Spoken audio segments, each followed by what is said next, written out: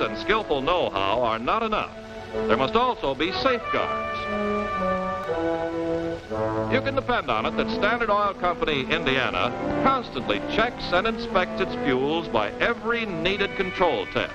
For example, the vapor pressure test that controls vapor lock tendencies. A test to make sure there is no harmful gum.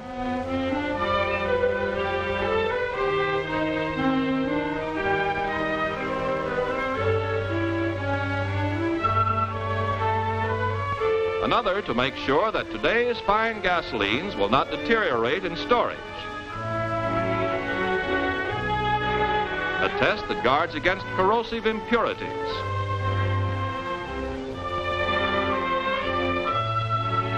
Testing, testing, testing. Another of the 1,500 and more daily control tests.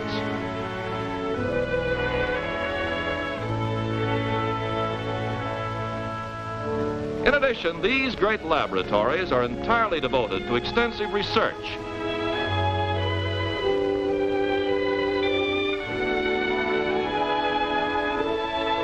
Carried on by hundreds of capable scientists, working on more and still better products for the future.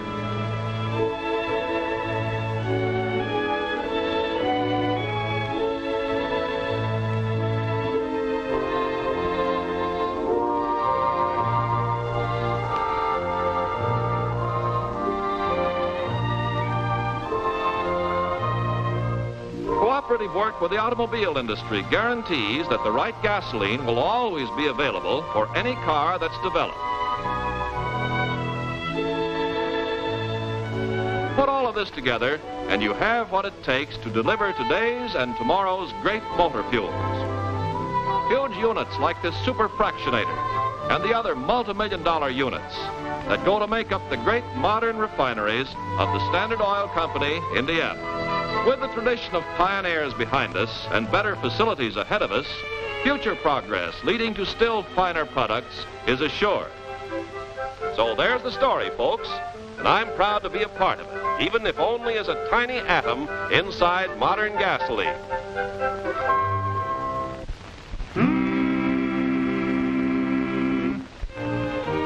This is what's behind the gasoline you sell, whether from tank truck or on the service station driveway. Behind these symbols of service is a great record of scientific achievement that certifies today's leadership and guarantees tomorrow's.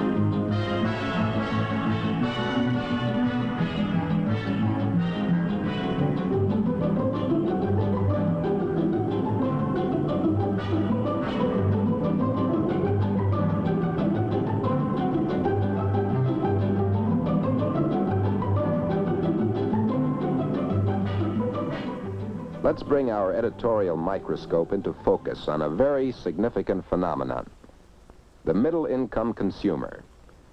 You may have met this character in Fortune's now famous series on the changing American market, which portrayed his dramatic rise into the dominant economic personality of our time.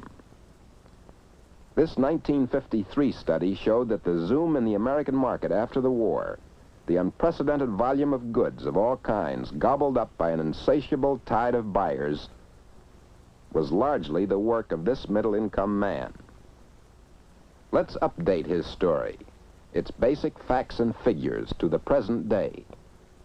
The biggest single fact in the story is this: despite higher taxes, despite post-war inflation, the middle-income consumer has roughly 50% more spending power today than he had a generation ago.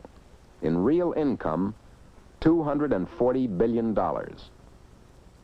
He has fed new demands into the production apparatus of industry, accounting for the housing boom, appliance sales, the rush for prepared foods, even the once exclusive preserve of the exclusive rich. The luxury market has been invaded in force and virtually captured by the middle-income buyer. And this is only the seagoing phase of a campaign that has succeeded in changing the entire shape of the luxury market. How did it happen? Through a revolutionary change in the way U.S. income is distributed. In 1947, 27% of the population was in the middle income range, earning between $4,000 and $7,500 a year. In all, there were almost 13 million families in this bracket. By 1953, as Fortune told us, 5 million more families moved into this income category. Today, more than 1 million more families have promoted themselves to middle incomes. In terms of dollars, the families in this bracket now receive more than 42% of all income, real income. And their spending is just as real. Food is now a $64.5 billion market, up 8% since 1953. Clothing sales, up 6% from 1953. Housing, for the 7th straight year, the industry has topped 1 million starts. Home goods, furniture, TV, electrical appliances and such, up 15% since '53. The family car, 7.5 million autos bought in '55. So far, demand has matched the incredible pace of American productivity, stride for stride. Let's look at the production story a moment. Over the past century, production per man-hour showed an average increase of 2% per year. These 2 percentage points, compounded annually, doubled production over the last generation, quadrupled it over the last 2 generations. They made America. But see what has happened since 1947. The yearly rate of increase has risen 50%, and the implications of that rise are truly staggering. If sustained, as it seems likely to be, it will remake America. Production per man-hour is slated to redouble by 1980. But this productive potential, if it is to translate itself into standard of living, has got to be sold, and in large measure, sold to him. Thus, marketing becomes the pivot on which our continued prosperity turns. Marketing must make the growing production mesh with the expanding market. This is where the challenge now lies. To meet that challenge, American business has taken a new look at its own attitude to marketing and advertising. Over the past 30 years, the ups and downs of advertising activity kept pace with the ups and downs of consumer spending. When sales rose, promotional activities rose. When sales dropped, advertising dropped. But in 1949, and again in 1953 and '54, there was a change. As the volume of sales slid down, advertisers countered by moving the volume of advertising steadily up. For the first time, advertising and selling were allowed to create sales, instead of sales creating advertising and selling. How come? That's the question we put to a group of manufacturers recently. Here are the answers. The vice president of a leading camera company said, "In 1954, our advertising appropriation increased approximately 20% over 1953, whereas sales showed no change. As a result, we were able not only to hold our own in the marketplace, but to stabilize our employment levels." The president of a top oil company told us, "Our plans call for a continuation of our present aggressive advertising and promotional efforts. We fully expect our competitors to do likewise." The president of the #1 beverage company said, "Businessmen today regard advertising as an investment rather than just a business expense." And the president of a leading tire and rubber company put it this way, "Advertising and other sales activities should not move up and down with minor changes in the total volume of business. They should maintain a steady pace geared to the overall growth trend." These statements represent a very real and important change in business thinking. The feeling is abroad that aggressive advertising and marketing while they may not prevent short cyclical downturns in the economy, nevertheless will have a strong stabilizing effect over the long haul. This is exactly what happened when 1955 moved far ahead of the 1953-54 dip. The basic reasons for the new outlook are, first, a new confidence in the ability of government to help maintain economic stability. Businessmen now recognize that government is better equipped and better able to help check an inflationary or deflationary cycle. That government is constantly on the alert for any sudden rise or fall in the business barometer. Second, and far more important, is the growing awareness of business leaders that the number one job of industry today is distribution, moving the goods into the hands of consumers, matching desires with income, prices with costs, consumption with production.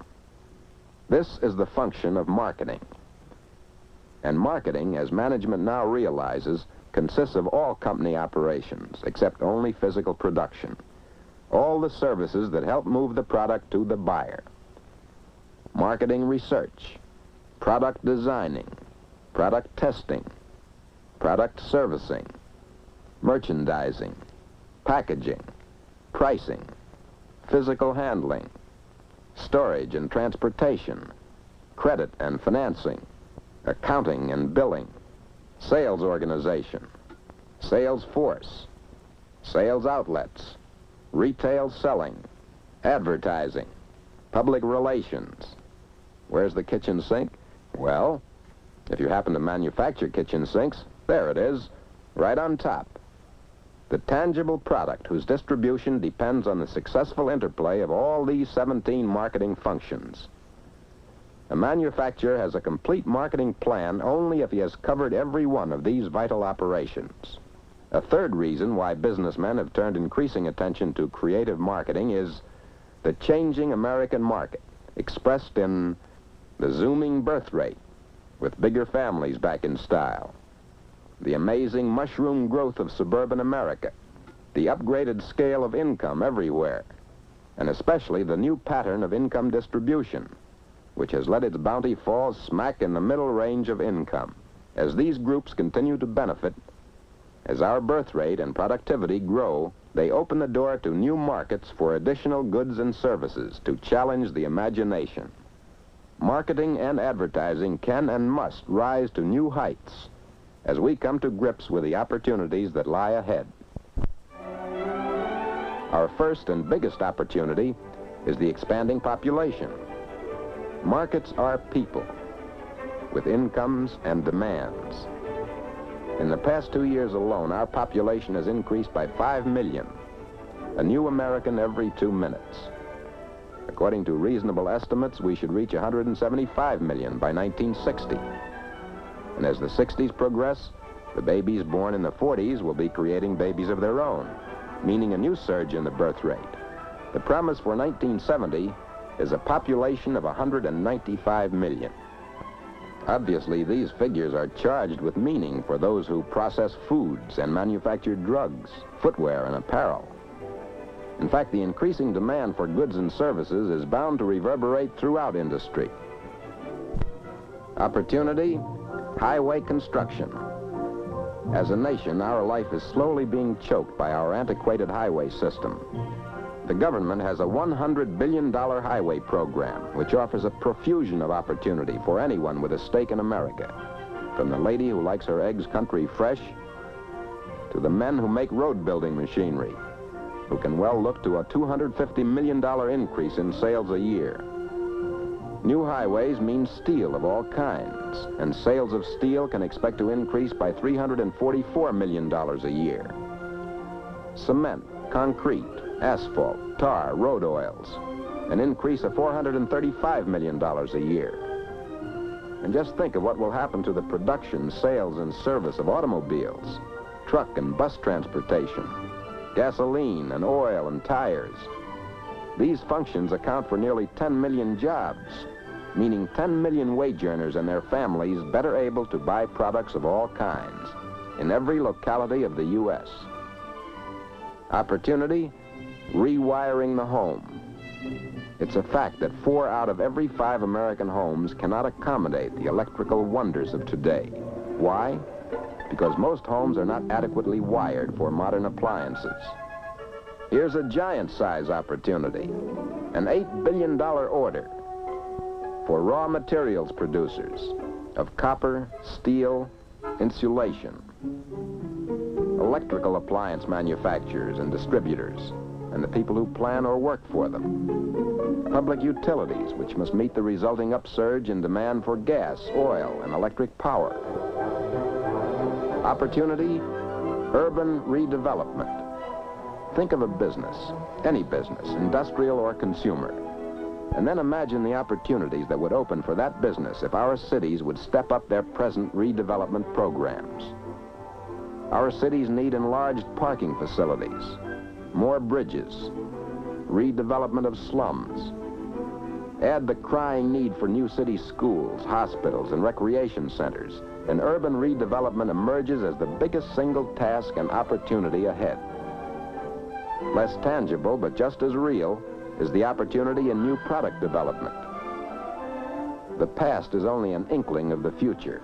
And look at what jet planes, penicillin, nylon, television have meant to our economy and our workforce. This much is certain. 10 years from now, a good part of our workforce will be making products as yet unknown or now incubating in laboratories. A recent statement by a giant electrical company, referring especially to electronic and atomic energy, summed up the near future in these words: "The fields are so promising that we expect to produce more in the next 10 years than in all of the previous 75 years of our existence." Opportunity, the suburbs. 1/5 of America, over 32 million people, now live in the suburbs, and 1.25 million more are moving in each year. This shifting tide of population carries with it a clamor for new shopping centers, new schools, new highways, new fulfillments for off hours and leisure time.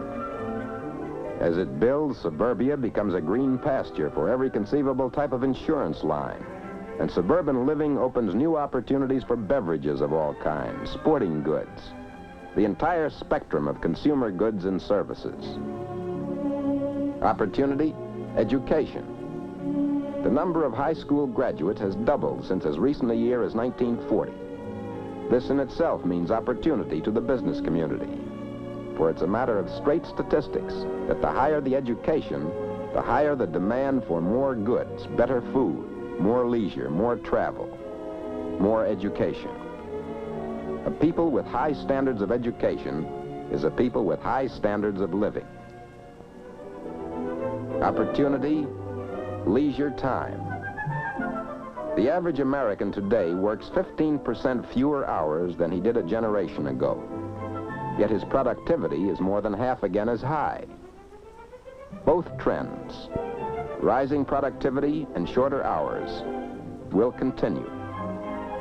The increase in leisure time, now and in the years ahead, is a creative economic force bringing new needs, hence new opportunities for marketing. These are only a sampling of the great opportunities in store. Opportunities that could and should and will be seized by American businessmen to create more goods, more jobs, more income, and more opportunities for us all. As we peer into the future, the signposts become visible, even legible. We know we are somewhere in the middle of a period of unprecedented economic change. As one industry spokesman recently wrote, "For those of us who view history as a fascinating spectacle, the prospect of the coming quarter century is exhilarating.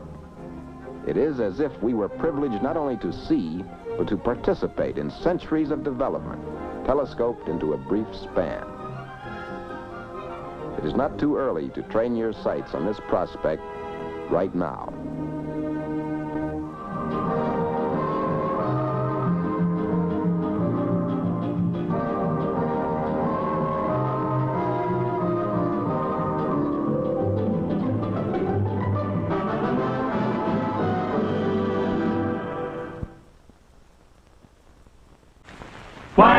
people like it.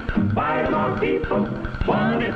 Why do more people buy it than many other TV? Well, the tubes are connected to the chassis. The chassis is connected to the picture tube. The picture tube is connected to the tuning dial. The tuning dial connected to the cabinet. And the name goes on right here.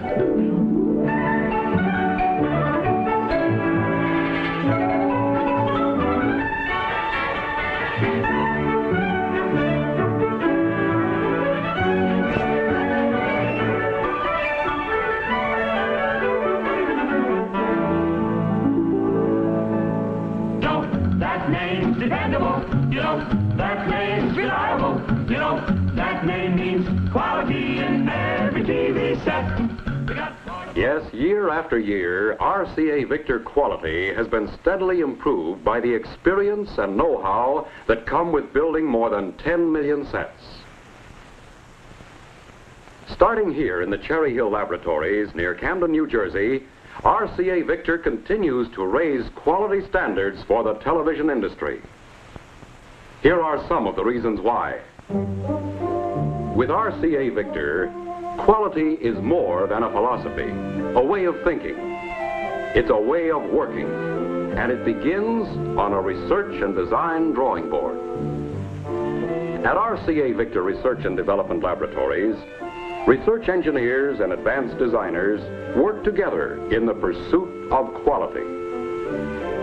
Electronic engineers continually probe into the future. Their only guideposts are ideas as to where sound and picture reproduction may be improved. These are the men who unlock the secrets of improved performance or find practical answers for improving quality. As these men work, one of their first steps is to build prototypes. Before being used, a new component is taken to the components development and test laboratories. Here it receives exhaustive tests by RCA Victor's own staff of testing engineers before it is put into production. Transformers, for instance, are passed only if their insulation will withstand 5 times the voltage they will carry in normal operation. An average capacitor must be able to withstand at least twice its rated voltage and is also tested to measure stability under various temperature changes. All switches, relays, and bearings are mechanically tested to make sure that they are able to withstand the equivalent of up to 10 years' wear. Before manufacturing, prototype coils are handmade and then subjected to exhaustive tests. Some components are even tested under steam pressure to simulate extreme heat and humidity, and then electrically retested. Only after proving conclusively that they can function effectively under conditions far worse than those they will be subjected to in the average home are electrical components okayed for production. While basic electrical components are being designed and tested, tuners are being developed and improved upon in a special laboratory. Much of this highly specialized work takes place inside individual cages designed to screen out electrical interference. The operating characteristics of prototype tuners are carefully studied to make certain that they meet the high standards established by RCA Victor.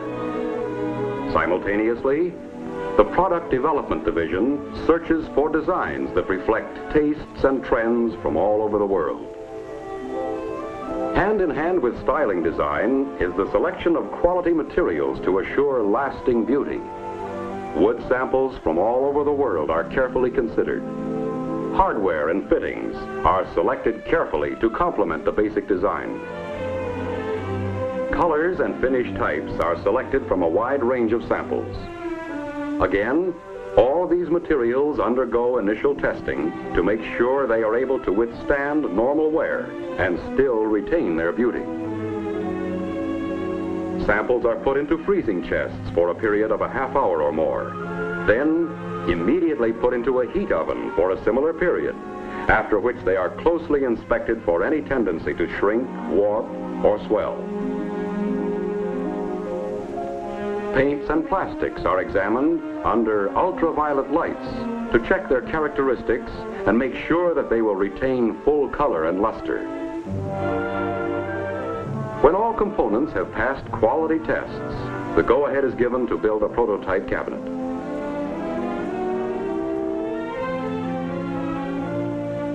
In RCA Victor's own cabinet shop, skilled cabinet makers now help to bring to reality a handmade prototype.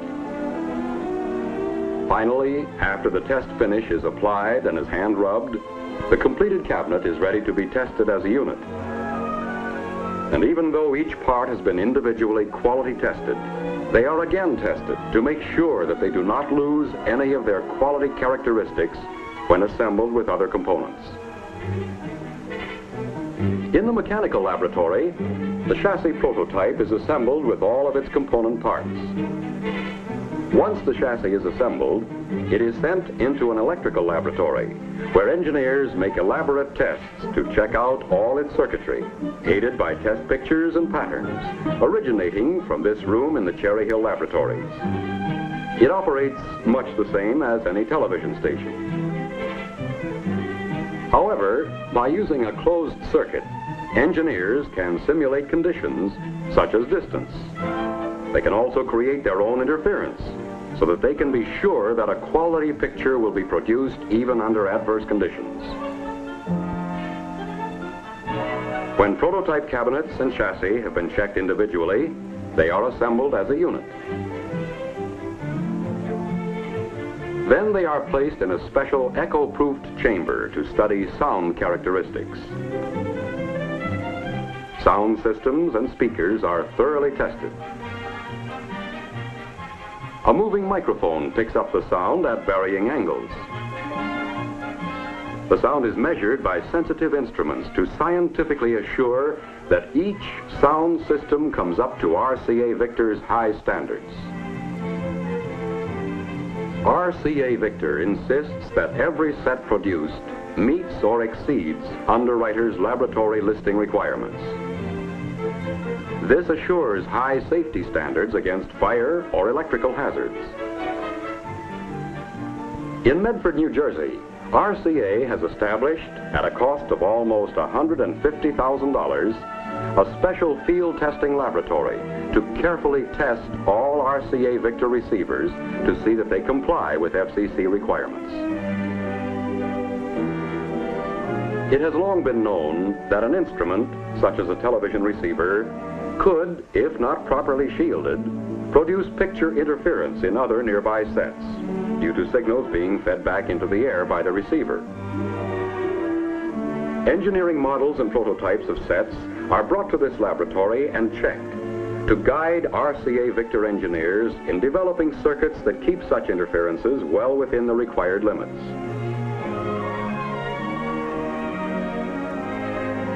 Special equipment is used that can measure signal field strength in terms of millionths of volts. RCA engineers not only develop the techniques and standards used in these tests and measurements, they actually use them to develop sets with built-in quality long before FCC requirements were enacted as a law. When components have passed all tests, specifications are released to RCA Victor manufacturing plants and selected suppliers who have shown they can meet RCA Victor's rigid quality standards.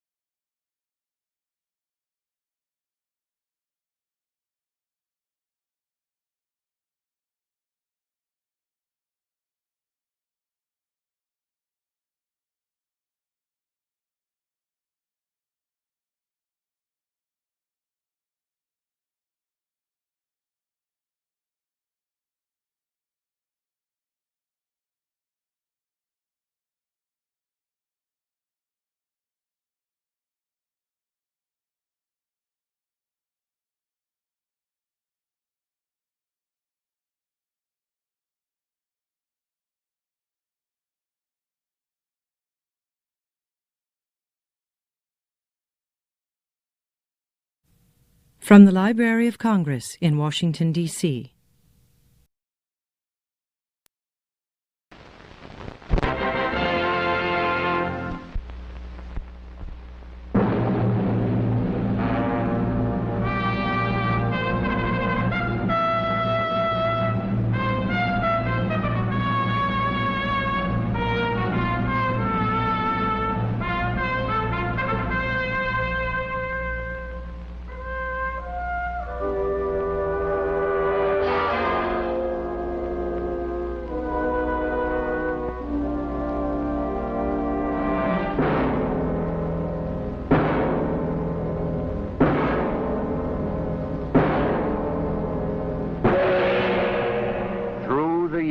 The scientists of the world have freely exchanged their knowledge. This worldwide search for truth has led to the greatest of all discoveries, atomic energy. No one scientist or nation is responsible. The periodic law of the elements was discovered relativity by Einstein, a German. The atomic nucleus by Rutherford, a New Zealander. Atomic structure by the Dane, Niels Bohr. Positron by Anderson of the United States. The neutron by Chadwick of Great Britain. Artificial radioactivity by the Joliots of France. Uranium was transmuted by Fermi of Italy. The mesotron theory was developed by Yukawa in Japan. Barium was derived from uranium by Hahn of Germany. Uranium was split by Meitner of Austria. This pooling of knowledge is shared by all. There is no secret. When a neutron strikes, the atom is split. Released neutrons split other atoms. The result is atomic energy.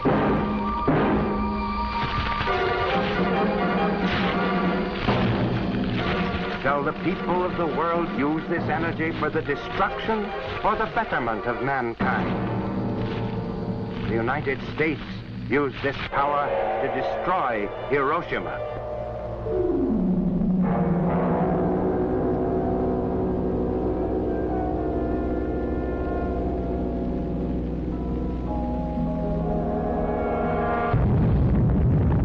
A flash, a blast, the release of deadly radioactive rays, and in a matter of seconds, downtown New York would be a mass of ruins. Throughout the entire lower end of Manhattan, most people would be dead. All buildings from Washington Square to the Battery would be destroyed. In Chicago, from Halsted Street to Lake Michigan and from Chicago Avenue to Roosevelt Road, the city would lie in ruins. In San Francisco, devastation would be complete from Pacific Avenue to Townsend Street, and from Van Ness Avenue to the Ferry Building.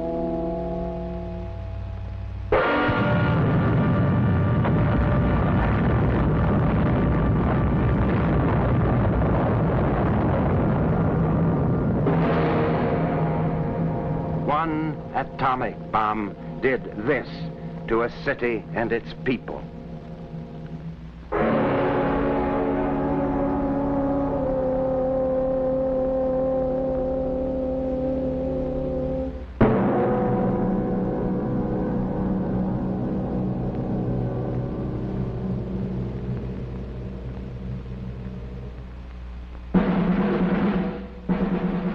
The most ruthless aggressors of the past had no such weapon. A soldier of Alexander with one spear killed one. Napoleon's cannon in one firing killed 12. The Kaiser's Big Bertha killed 88. Hitler's V2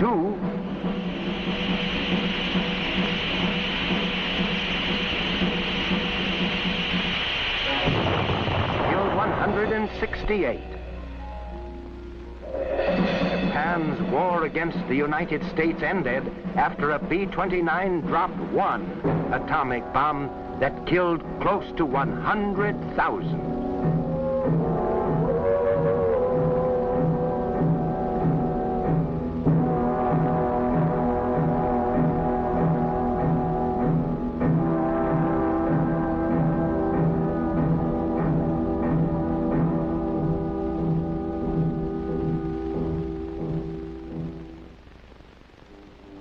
The deadly power can be exerted at great distances. The first atomic bomb was dropped on a round trip of 3,000 miles on August 1945. On November 20th of that year, the effective range was extended to 8,000 miles. The United States had demonstrated that an atomic bomb could be launched to reach any country in the world. A grim reminder to all nations that had the bomb and this plane been in possession of the Axis powers, they could have conquered the world.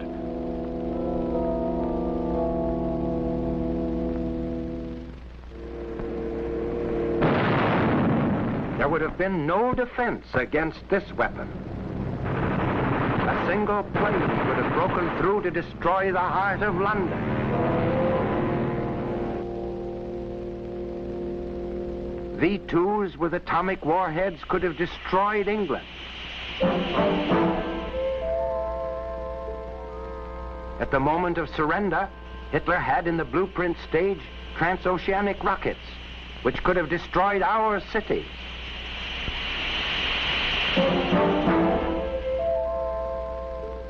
U-boats could have surfaced off our shores and launched atomic rockets against vital targets.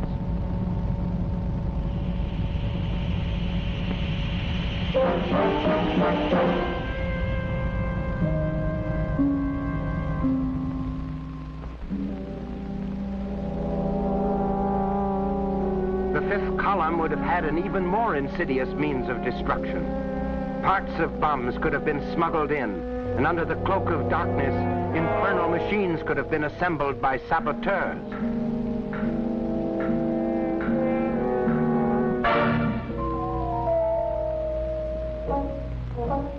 It is therefore an imperative necessity that all the nations of the world unite to avert catastrophe.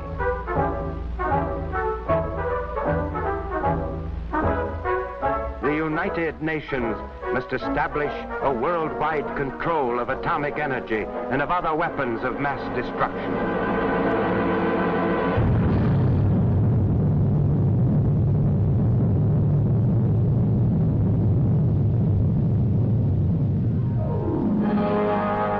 Representatives of the peoples of the world must together make laws which will abolish war, laws which will hold the individual in all lands responsible for crime against world peace.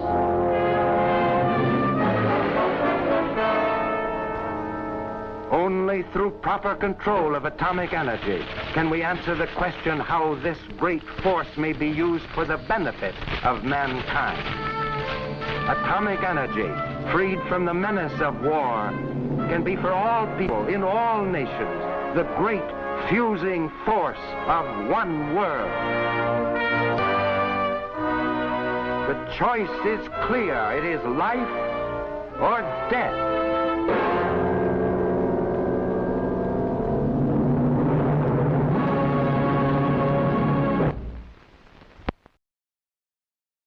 This has been a presentation of the Library of Congress. Visit us at loc.gov.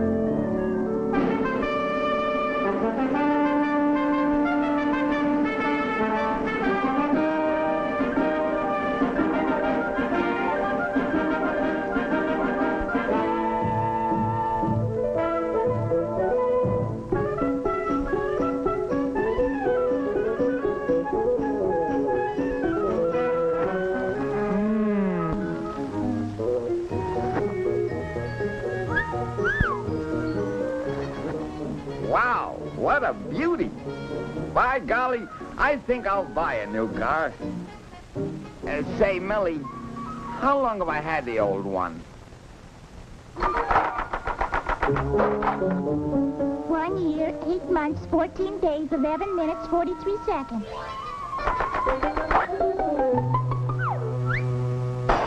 3 o'clock, boss. Time to go home. So it is. Well, I'm ready. A long day, 11 to 3, 2 hours for lunch, 3 days a week. It's a tough life.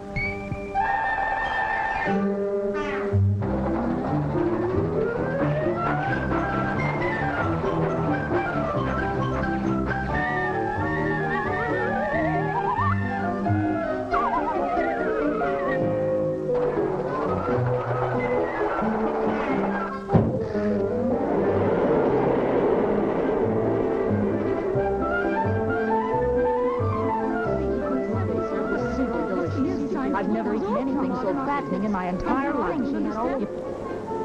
Give me license number WJK-412. I bid 3 hearts. 3 no trump. I pass. Do you mind if I pass? Certainly not. Go right ahead. Thanks.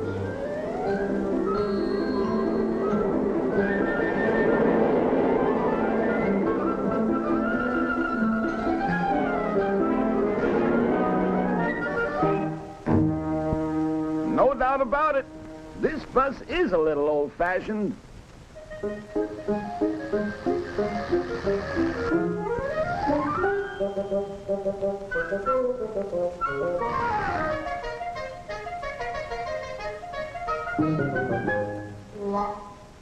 Well, that was delicious.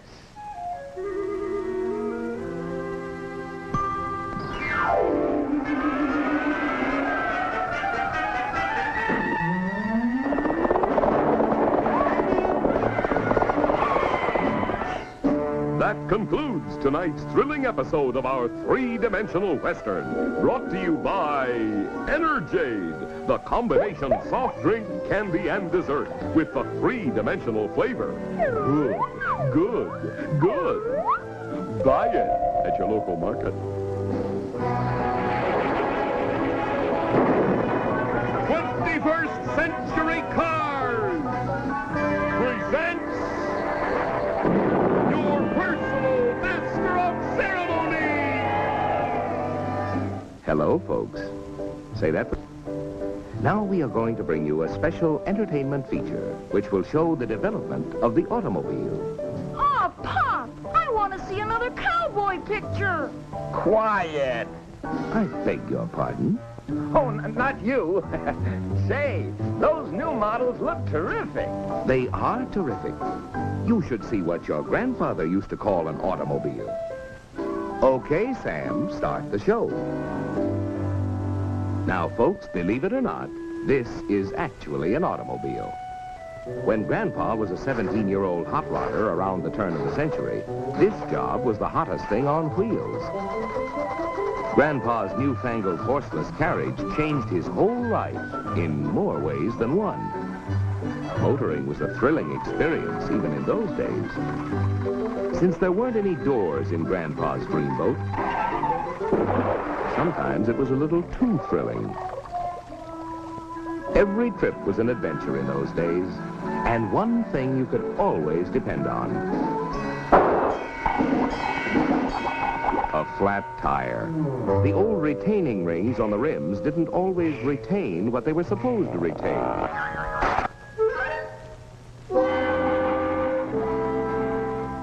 Shock absorbers hadn't been invented yet, and road conditions were ideal for testing the fatigue and failure points of automobiles and drivers. Grandpa's car didn't have much acceleration for passing, so he found himself on the wrong side of the road for longer than he should be. Caught out at night, Grandpa's gas or oil headlamps weren't much competition for a couple of fireflies. The little speedster had no top, and it was far from comfortable in an unexpected shower. The windshield was a great improvement. But without a wiper, even Grandpa's 20/20 vision couldn't keep him out of trouble. The runabout didn't have a self-starter, and often the 10-horsepower engine didn't respond to the hand crank. Occasionally, even on good roads, individual parts failed without warning. Axles snapped. When drag links and steering knuckles failed, it was hard to tell what might happen.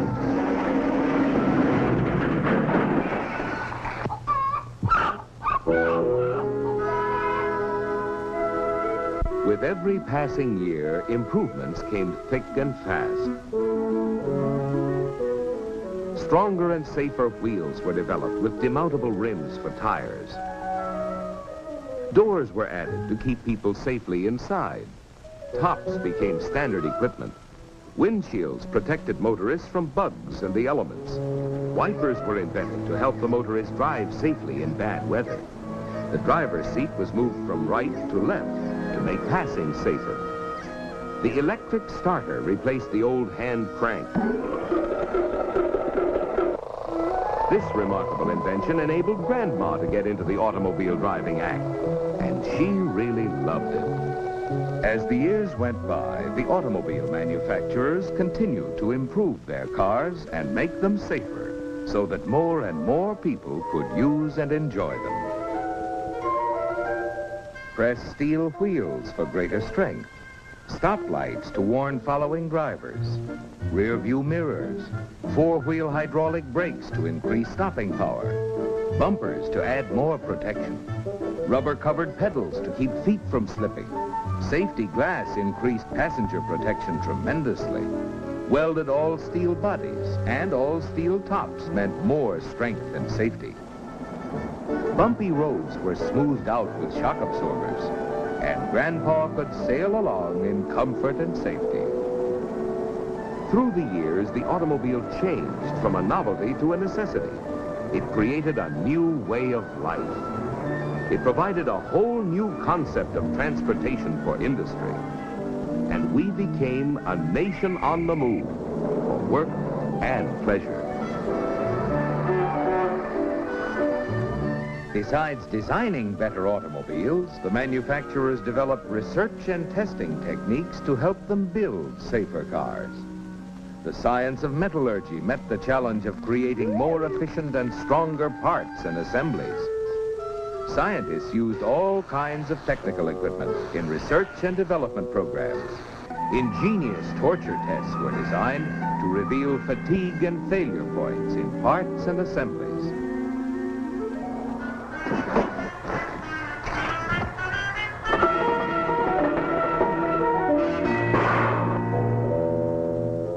And like the parts and assemblies, the cars themselves were tested under all kinds of driving conditions to make sure that they would operate with maximum efficiency and safety. At the end of the rugged test run on the proving grounds, they were disassembled down to the last bolt and checked and studied in minute detail. Year after year, manufacturing processes steadily improved to make sure that every automobile that left the factory was in good working order. Each car was subjected to more than 2,000 inspections. Cars became safer and more reliable. So when Grandpa, still plenty spry in spite of his age, set out for a little trip, his car was reliable, safe, comfortable, and easy to drive. Safety door locks kept Grandpa secure inside the all-steel body. The adjustable seat quickly placed him in a comfortable position. The automatic transmission made driving easier. And easier controls meant safer driving. Styling contributed to safety. The low center of gravity gave more stability. Tubeless tires meant increased safety. New equipment kept Grandpa warm in the winter and cool in the summer to add to his comfort. And a more comfortable driver was a safer driver. More powerful and reliable engines were developed to make driving more efficient. When Grandpa passed another car, he did it safely and easily. Wrap-around windshields and larger rear windows increased visibility tremendously. Sealed beam headlamps guided Grandpa safely at night. Power brakes made it possible for him to stop easily and quickly. Directional signals let the other fellow know the driver's intentions. Power steering not only made parking a breeze, it made all driving easier. Even in the good old days of the 1950s and 1960s, Grandpa could rely on his automobile to get him to his destination quickly, safely, and fresh as a daisy. So you see, folks, all of you who are living in the year 2000 are fortunate, because through the years, the automobile manufacturers have had as their goal your safety first. They have constantly improved the quality and safety of automobiles. And they will continue in the future as they have in the past to create cars that are more maneuverable, more responsive, more dependable in every situation, and easier, more pleasant, and safer for all of us to drive, including, of course, Grandpa. That's the ding-dong truth, folks. Look at me going on 117. It's this easy modern living that does it. Well, so long, kids. Gotta go pick up another new model.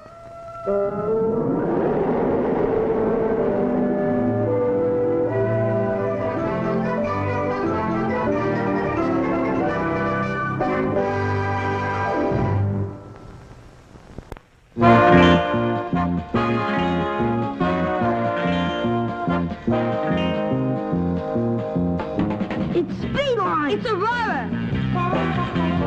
Drag set! Stunt set! 2-in-1 set! 2 cars! 2-lane track! Race cars! Stunt cars! Power! Finger power!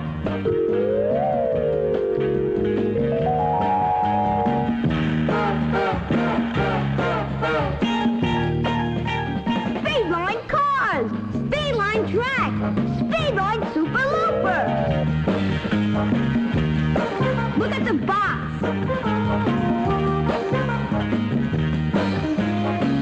Extra cars under $1 each. Aurora! Aurora!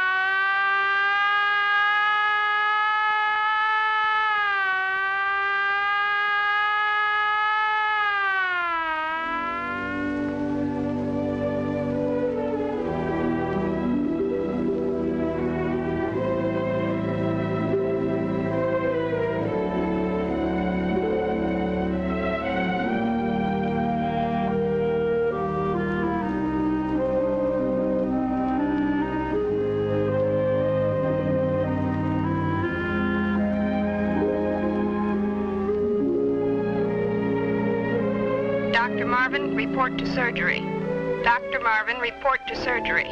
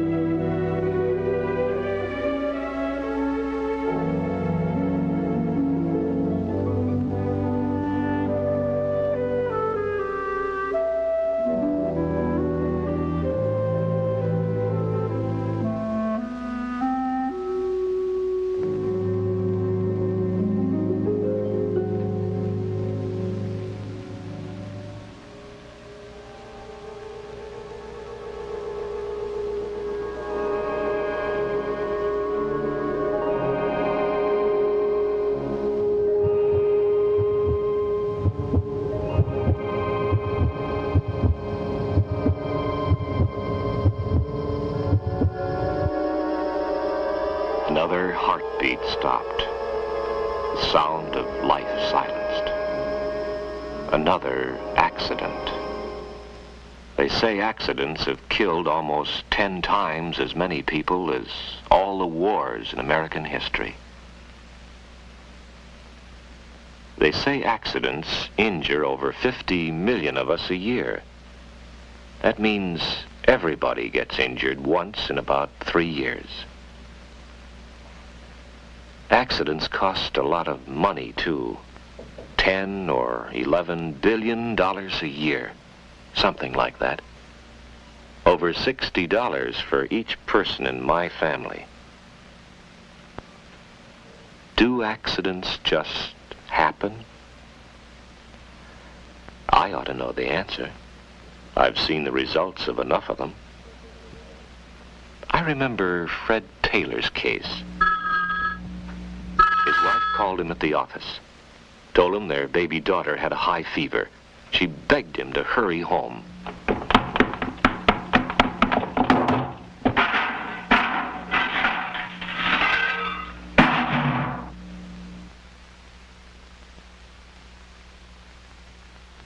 Are these flowers for the child?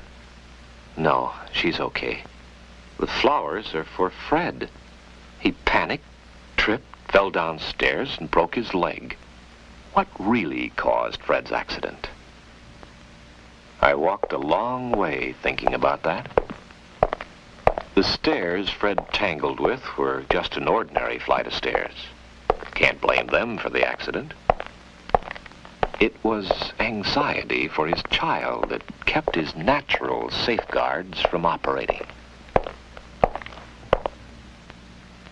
Automatic things like walking and sitting, things he did every day without thinking, stopped being automatically safe.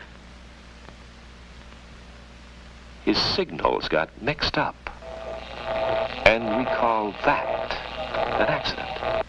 Of course, not every real cause of an accident is as obvious as Fred's fear for his little girl's health.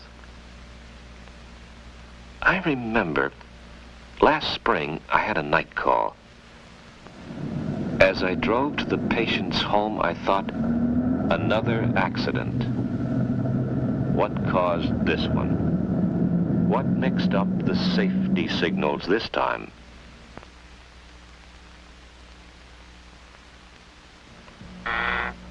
The worried wife took me to her husband. He was a do-it-yourselfer and had cut his finger in his home workshop. I fixed him up and looked around. The house was a mess. The wife was really fat. The kids, well, they sure looked like an epidemic of accidents. I got interested in this family. The way things worked out for them makes me sort of proud of myself. It wasn't easy, because here, in this one family, there were all kinds of reasons. Emotional, physical, social, physiological reasons. The mother. Her overweight condition was the symptom of an emotional problem that she tried to forget by overeating. I finally got her to understand this and was able to help her. She looks and feels fine now. And her husband. That was simple. After I got him to have his eyes checked. He looks at the world a whole lot better with his new glasses. Those kids. No accidents lately. There wasn't anything really wrong with them after Mom and Dad were taken care of. This is an accident-free family now. So many accidents come from physical disabilities. Poor hearing, poor eyesight, disease, old age, and emotional disturbances that made Fred Taylor's signals get crossed up. Like that other patient who almost cut his finger off on his home workshop saw. Same accident as the father who needed glasses, but a different reason. This fella had an argument with his neighbor, made him mad, and another accident. Then there are all those things the experts call physiological factors. Medicines for hay fever and allergies, tranquilizers, alcohol, too much food. Any one of these can affect the body and mind and cause accidents.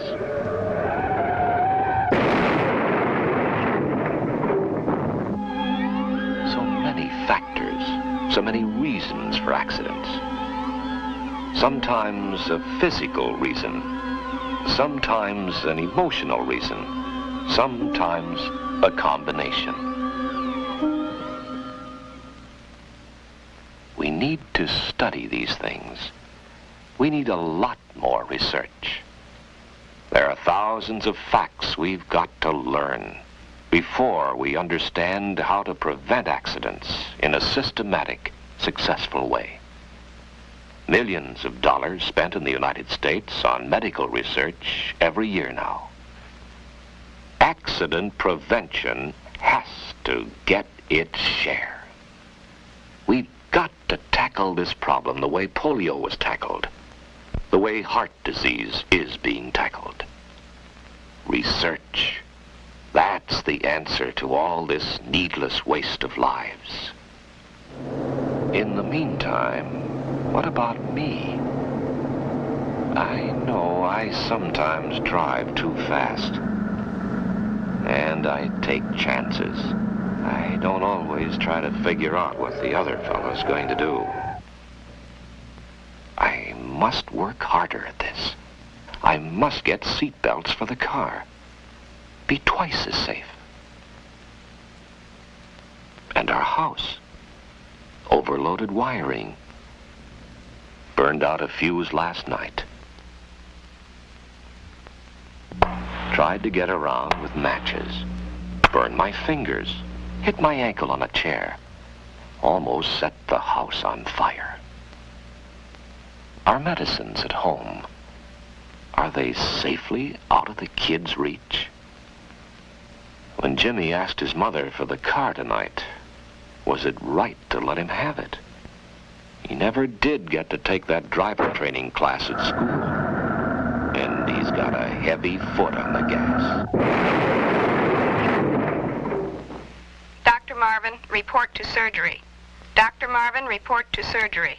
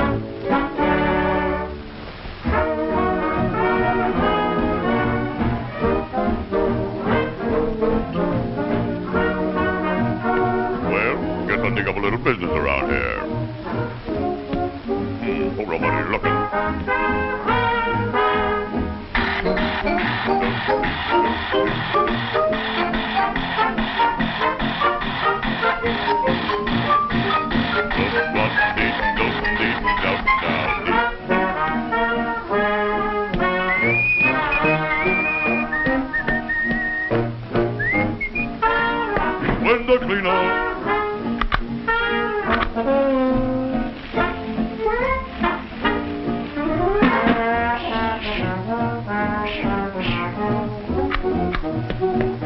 Window cleaner.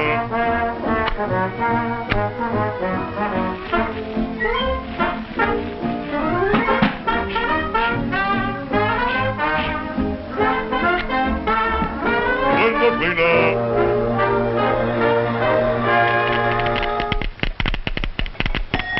So the party is the first part, next to the party is the second part. I wonder where the third part is going to be. Oh, dear, these matters are just killing me. The party and the third part. Next to the party and the second part. I wonder if the party and the third part is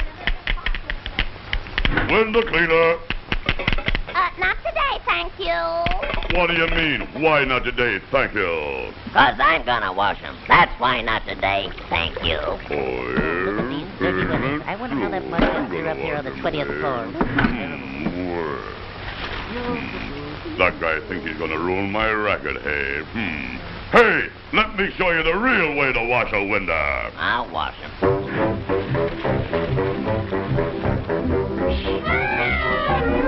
Oh, right in the eye. Oh, I can't see. Oh, you're out of date with that stuff. Let me show you how we moderns do it. A little whipped cream on the window. Let me put it in the There you are. Whoa. Yeah. Hey, Shrimp, get an eyeful of this. Here's some real window cleaner. You don't say. You look like a monkey on a string to me. Pardon me. Whoa. Hey, I'm hanging in the healthy food.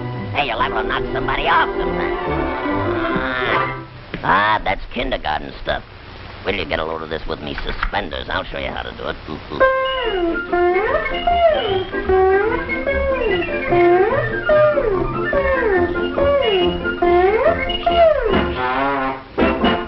I do it in swing time, you see. Yeah, well, watch this. Yeah, I'm watching you, but of course I don't see anything yet. Oh, I'm falling. Oh. Whoa. Hey, my head's caught. I can't get out. Oh, hey, get me out of here, somebody. Hey, you give me a pain in the neck, you. Why, you little... Go over here and I'll try it out.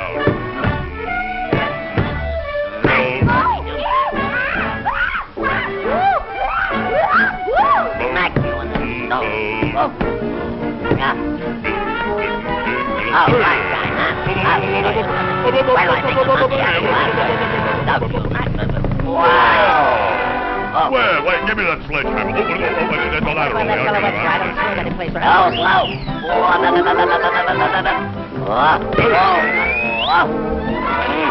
Oh. Hey, what am I doing hanging around here? Wait till I get a hold of this blue house.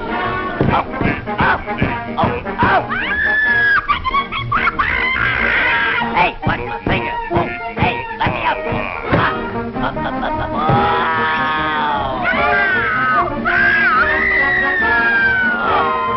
Hang on. You want to be more careful. So you're a window washer, hey?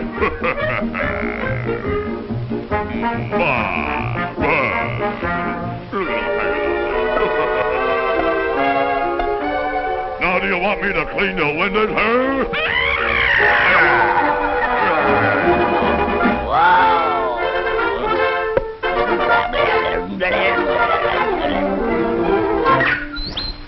Wait till I get my hands on it. Hey, you mess. Let me get one. Up you go. Here it comes. Hey, here comes the hangover. Up you go.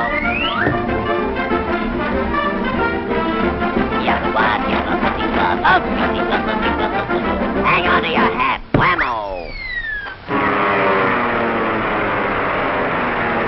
You're washed up.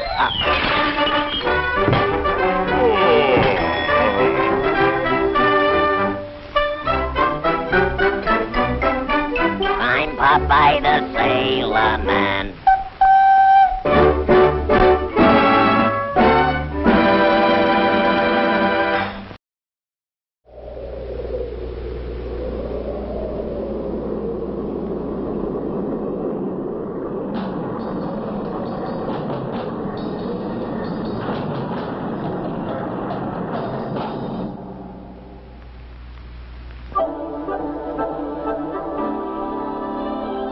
The Lubbock, Texas airport. A warm evening in early May. The temperature is now 78. Some indications of severe weather conditions developing to the south and west of the city. For Lubbock, a strong possibility of thunder showers later in the evening.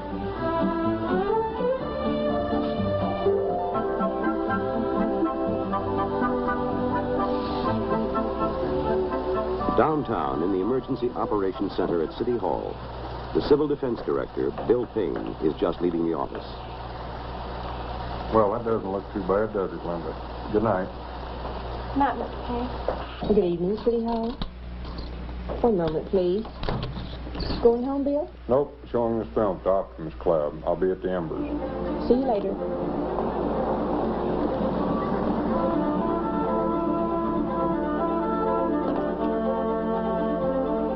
The sky still bright, but worrisome. Some cumulus building up. So far, Lubbock's been lucky. For years, tornadoes have been hitting all around, but never the city itself. But Texans have learned to take their weather seriously. And tonight, Payne is talking to the Monterey Optimists Club in South Lubbock, explaining the city's new emergency operations plan for dealing with various kinds of disaster, and showing a National Weather Service film called Tornado.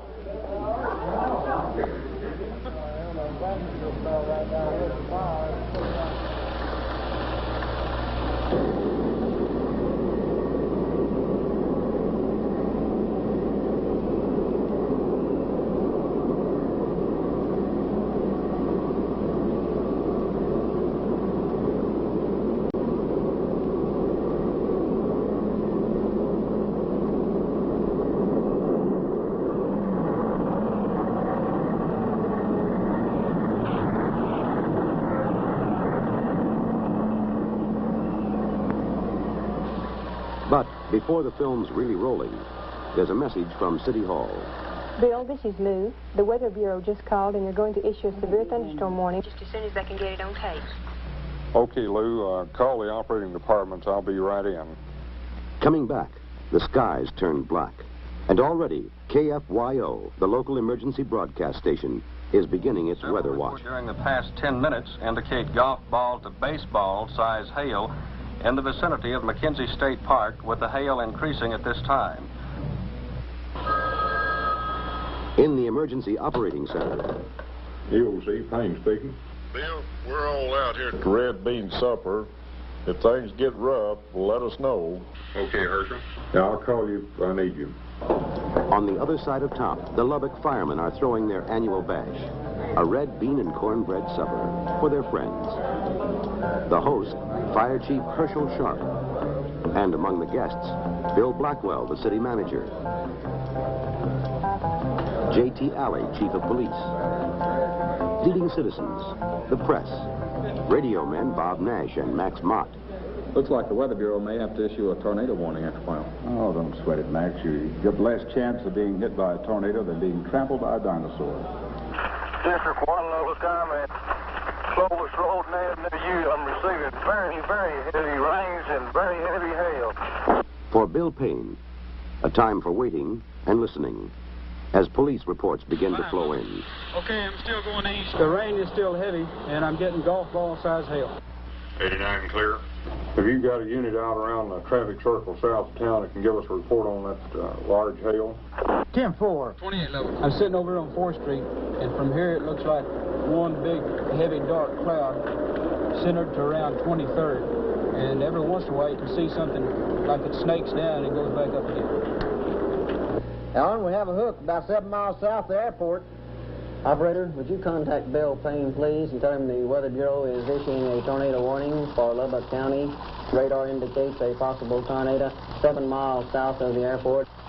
Mr. Blackwell, things are not looking too good. I think you, Herschel, and Bob Shannon come on in. Okay, Bill, I'll round up the troops and be right there. At the Red Bean Supper, the singing plainsmen have taken over the entertainment.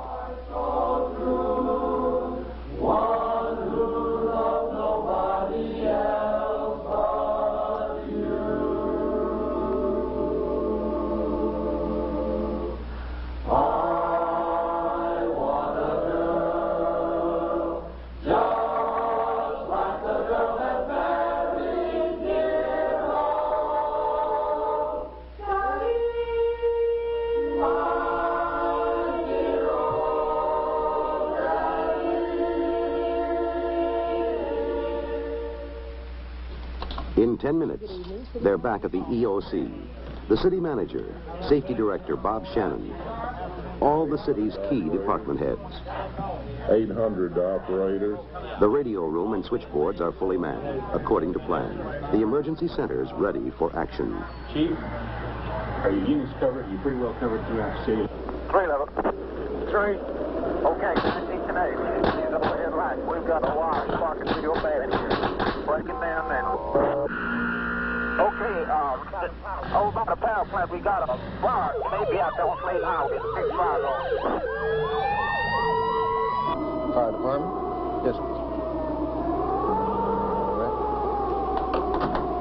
right. Need some help in the dispatching office. Power is out. Need help. Across the street from City Hall, the radio stations also lost power. But as part of the emergency broadcast system, the station has an old emergency generator obtained as surplus property from the Defense Civil Preparedness Agency. The switch is thrown. The station is back on the air. 790 on your radio dial, Lubbock, Texas, on the Weather Watch. The tornado warning remains in effect for Lubbock, western Crosby, Floyd, and southern Hale counties until 10 p.m. tonight. And now, more music.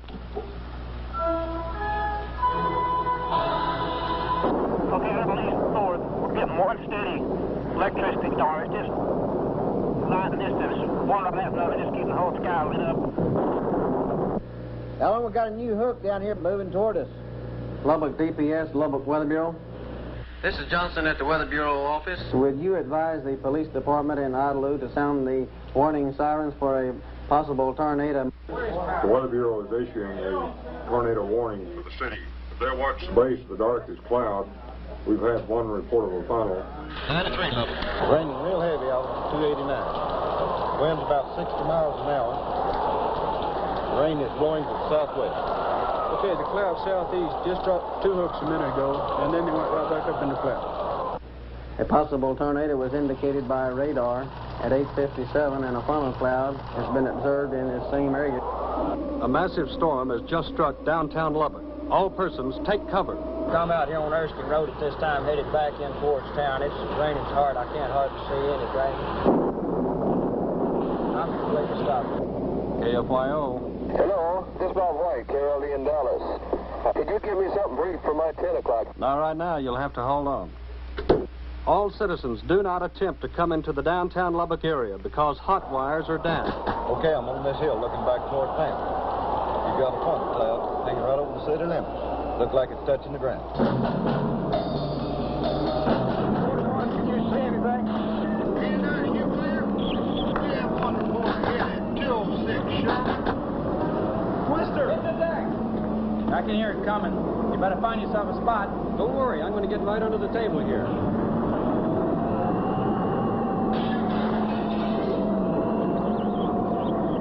You don't have any contact with your station? Bill, they won't answer over there. They probably something going, phone's going out over. Hey, Lubbock, we've been hit.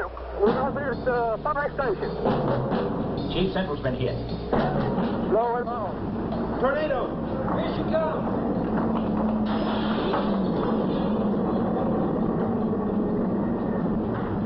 DPS, we've been hit. Don't hang up. I'll be right back. The tornado smashed directly into City Hall and the police station just upstairs. For 7 seconds, the lights go out.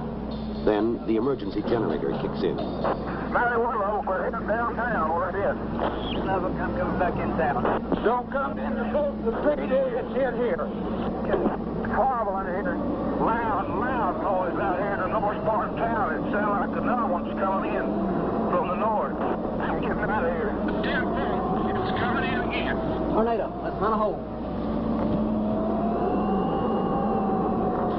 The tornado roars on north through the city, toward Country Club and the airport, then lifts just over the Weather Bureau, leaving Lubbock behind it in shambles. Police station has been hit. Our communications is failing. Lubbock's unable to reach. Any unit receiving. Louis, any lines left? Only incoming. We can't call out. Well, hold those you have and keep trying. All right, Mr. Baker. Mr. Blackville, the hotline of DPS still working. Major, looks like we've been hit pretty hard here in the downtown area. Well, Central Fire Station's been hit, the police station and City Hall. Could you start some of your people in our direction? We need communications made. Quickly, state police cruisers from the Department of Public Safety move in, circle their wagons at City Hall, begin relaying emergency messages. And Max Mott and Bob Nash of the radio station have cannibalized equipment from one of their mobile units, are stringing cable down the stairs. Give me a cue. I'll take it anytime, anytime, anytime. Okay, you're on. This is the Lubbock Operational Area Emergency Broadcast System. With me is Bill Payne, the Civil Defense Director for the City of Lubbock. Hey, Dallas, keep this line open. Don't get off this line. You're the only outside contact. Okay, I'll stay on hold. Now, have you had any reports of injuries? Not yet. We just had it hit downtown. We can't get anything in, I'm afraid, to look out the damn window. Wait a minute. All right, we have extensive damage. I just looked across the street. City Hall is completely broken. All of the glass is out of it. It's standing, but all the glass is out of it. People are pouring into the EOC, the mayor of Lubbock, and members of the city council. They go into emergency session in Bill Payne's office. Program is structured to have the city manager do this, the operational aspect of the city. I'd recommend that, that we go ahead and let him run this show just like he does day to day. Right. We're going to need a lot of help. Could you go ahead and input Austin in contact with the governor's office and get the National Guard ready to activate? Quickly, the news is relayed to the Capitol at Austin. The State Department of Defense and Disaster Relief. The city of Lubbock has been hit by a tornado. Then on to Washington, D.C. Jay, what have you got cordoned off here now? Communications are out, but each man knows what he has to do. It's all laid out in the emergency plan. Our problem right now is going to be to work out all these motels along the Amarillo Highway. We're going to make these motels one by one and go through the whole thing. If we have to, we'll drain those swimming pools. Okay. We've got 6 4-man teams going to do some rescue, search and rescue. So we'll take this one moving area and also this country fire station here.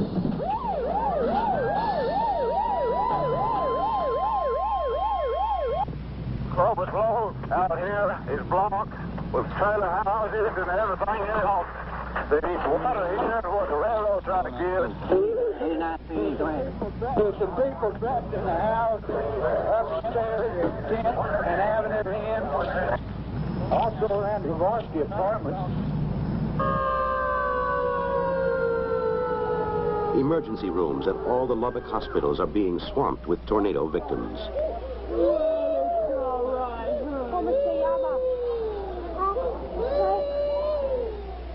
Others are coming into City Hall. And just down the hallway from the EOC, Helen Payne, Bill's wife, has set up a first aid station. Is there anything you need? Not right now. We're doing pretty good. Do you know what area was hit hardest? I know about one area. It's supposed to be the 2900 block of 3rd Street. 3rd Street? That's my street. Okay, can you confirm anything at 206 Sherman? I'm able to get a unit into there at this time. 89. Okay, then can I get down to Central Fire Station? The roof is down on their trucks. The man from the Salvation Army said that our apartment was damaged. Yes, I know, and there's nothing I can do about it now. I'll see you later. The Lubbock Red Cross office has been asked to please contact the Odessa Red Cross on priority. How's the generator, Bill? Well, I'm afraid we're running low on gas. Okay, let's get an Oklahoma credit card. All right. In neighboring Oklahoma, they probably return the compliment by calling it a Texas credit card. But either way, it means chopping off a length of garden hose and using it to siphon gas from the nearest available car to keep the emergency generator running. As you know, Mayor Granberry just a little while ago declared a state of emergency for the city of Lubbock. Things are rough here in the downtown area and in other areas struck by the tornado. We don't know at this hour just what the extent of damages and the number of injured and dead are. We have received some reports of dead in the north part of the city. Our search and rescue teams are out at this time, composed primarily of fire and police personnel. There are many other problems that face us at this point. We continue to search out the areas that have been struck by the tornado, and we'll continue to report to you by means of radio through the hours of the night. The darkness still hides many things. No one knows what they'll find at dawn.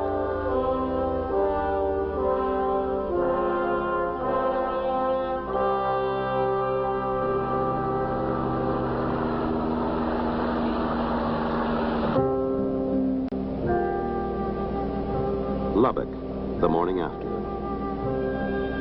The tornadoes cut a swath more than 8 miles long, nearly 1.5 miles wide, right through the heart of town. It's been impartial. Nothing's been spared.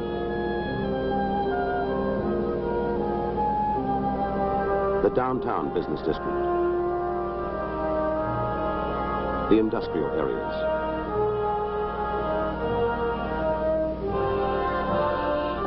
Country Club, and the Mexican-American section. Death and destruction everywhere. People still pinching themselves, surprised that they're still alive. What did it sound like last night when the storm started? Well, it went goose, goose. Stop a while and goose. We was in that little storm cellar, and that's just the way it sounded. And the hail seemed like that big on that cellar door. Who was with you? My husband. Have you ever seen anything like this before? Yeah, party like this with that thing there once blowed over here.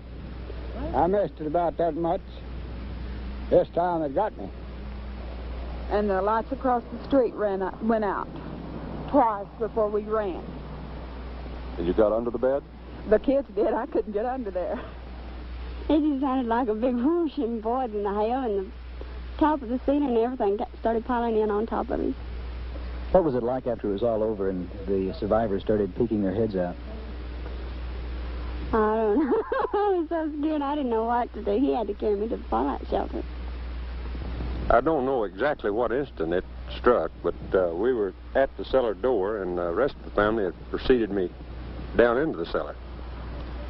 And I wasn't going in that hole at the time, but at about that time something happened. What it was, I don't know whether it was noise or something hit me, or just what it was, but something just made me say, let me in there too. And in I went. And we pulled the door to, and no more than got it fastened, and everything broke loose.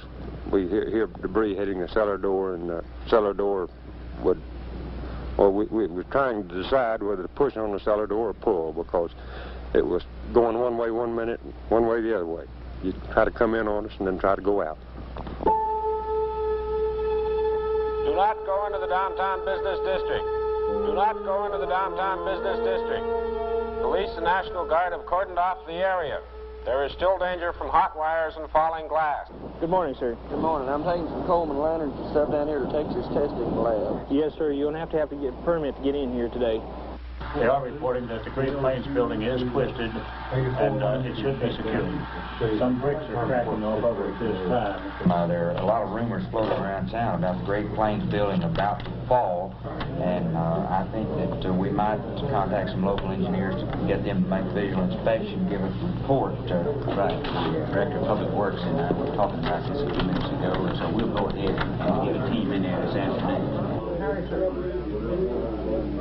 In the Emergency Operating Center, 1,000 pressing problems. Setting up a temporary morgue.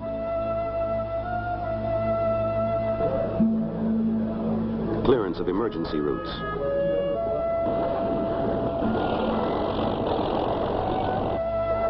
Food, clothing, shelter for the thousands who are suddenly homeless. Guadalupe Center in Lubbock is now in desperate need of 300 sheets and pillowcases, also some diapers, some children's underwear, and blankets. For the party calling about John and Jana Goforth, they are at Possum Kingdom and safe. Ja, donde quiera. This is from the EOC. Lubbock Coliseum is needing sandwiches for 750 to 1,500 people. Now, they'll be feeding from 5:15 p.m. until. Help of every kind is needed, and it's coming from every direction. Linemen from all the surrounding cities and states are coming in to restore power and communications. The Texas National Guard is there in force. So is 4th Army, with helicopters and heavy equipment. And men from Reese Air Force Base just outside the city. The President's declared Lubbock a major disaster area. And at the airport, a White House plane's arriving, bringing Texas congressional leaders and federal executives to coordinate a massive assistance program.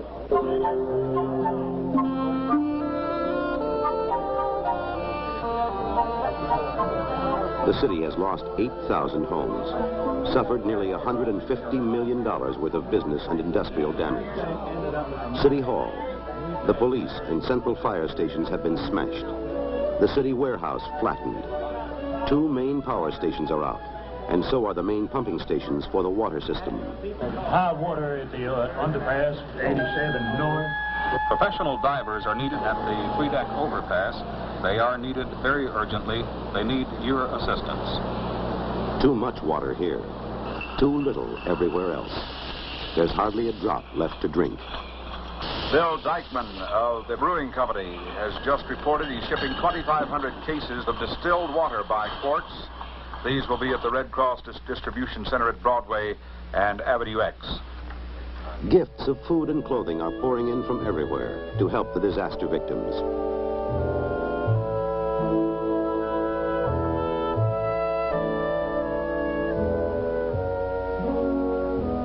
Day after day, the work goes on. People picking up the pieces, and no time to even catch a breath.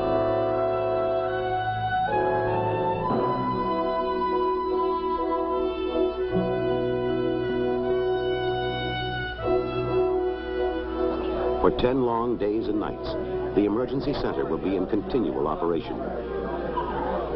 People working around the clock, eating, sleeping at their posts. Many not going home at all until the crisis is over. 10 days. But now the book is closed.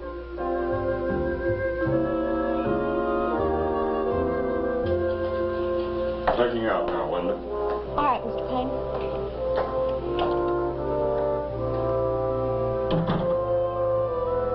Good afternoon, City Hall. Yes, One moment, please. Going home, Bill? I guess. What's left of it.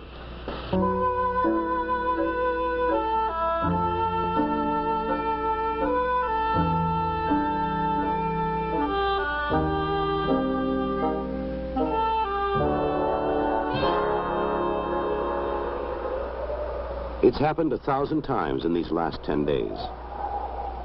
But now you have a pile of rubble that you once lovingly and fondly called a home. What do you do now? Well, really, that's just junk. We've got our kids. We're lucky, though. We really are. Lucky or just a grim joke? Well, actually, in one way, Lubbock was lucky. Because we were prepared for disaster, as very few cities are. Just the year before, the Defense Civil Preparedness Agency had picked Lubbock for a pilot project, a testing ground. And disaster experts from the federal and state governments came in, worked long and hard with the city officials and authorities to produce a model emergency readiness plan. This plan, covering every conceivable kind of disaster and telling us exactly just what we had to do. Second, we had a working emergency operating center to do it in. When the trouble came, the top executives stayed together, worked together, made the key decisions. Finally, they kept the people informed, with warning before the twister struck and full information after. These were the things that carried us through. And lucky for Lubbock, we had them. Because, well, I'm Bob Nash, and I learned that even in this day and age, you can get trampled by a dinosaur.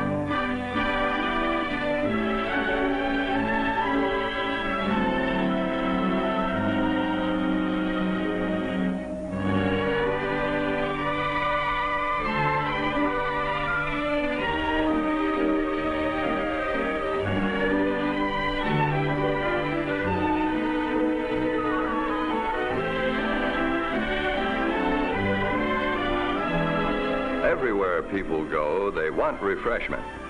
At home, on the road, at the ball game, or wherever.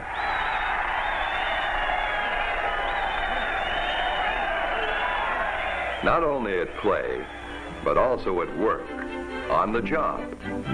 So often, that's where you want refreshment most, and enjoy it most. Especially quality refreshment. Refreshment you can trust, like you trust the product you make on your job. A quality product made with the best of materials, with experience and care. Here's refreshment you can enjoy quickly and conveniently, and a place to put the bottle when you're through. Yes, sir, refreshment is on the job, side by side with the people on the production line. In plants large and small, in factories and mills, in warehouses, drafting rooms and offices, a bottle of ice-cold Coca-Cola when you're thirsty or a little tired. You know how it is. You just seem to get along better with your work when you're fresh and refreshed through the day.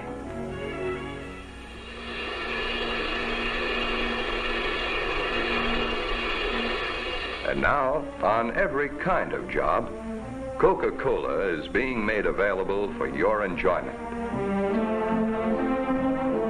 A lot of thought went into placing the vending machines in the right spots.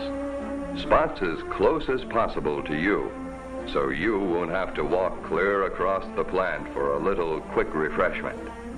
Top management was in on it. And the foreman, too.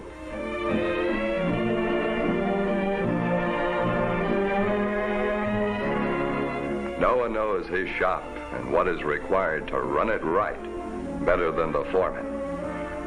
So when that big red cooler shows up on your job, you know it isn't being put in that particular spot just by chance.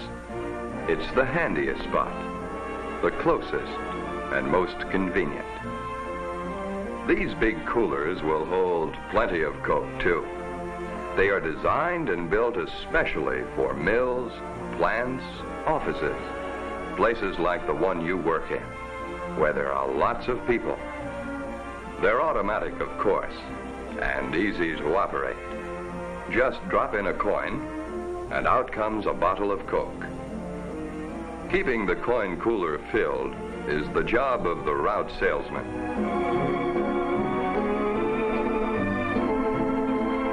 He makes it his business to see to it that there is always enough on hand in every cooler to meet the demand.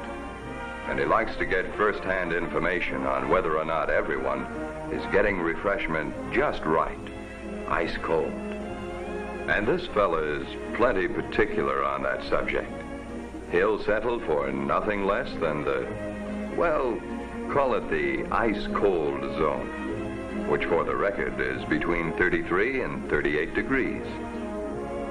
Every step he follows in loading and servicing the coolers is made with one aim, and that is to make sure you get ice-cold refreshment when you want it, the way you want it. He carries a pocket full of nickels, so he can make change for anyone who needs it.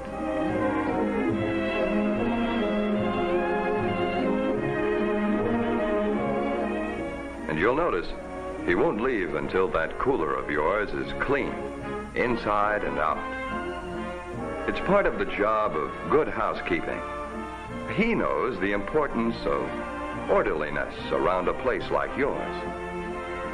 For one thing, he knows, the same as you do, that cleaning up, putting things away, keeping things where they belong, makes safety sense, as well as a more pleasant place to work.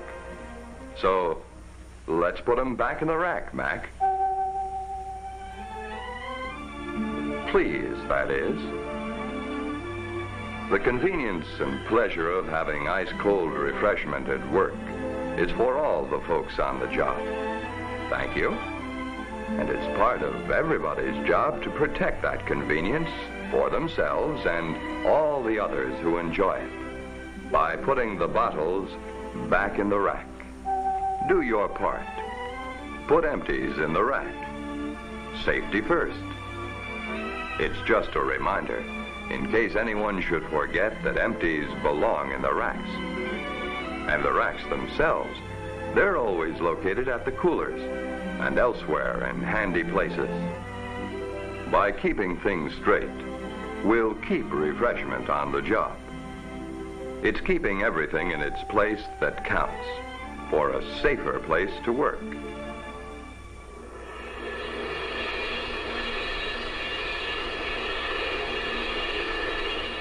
And everyone in the plant realizes the safety value of alertness on the job. For the men who work with molten metal, for the men in the foundries and mills, here's real refreshment for people whose jobs require alertness. And what job doesn't? The men of the machine shop, too, where precision is needed to the thousandth of an inch, enjoy refreshment on the job.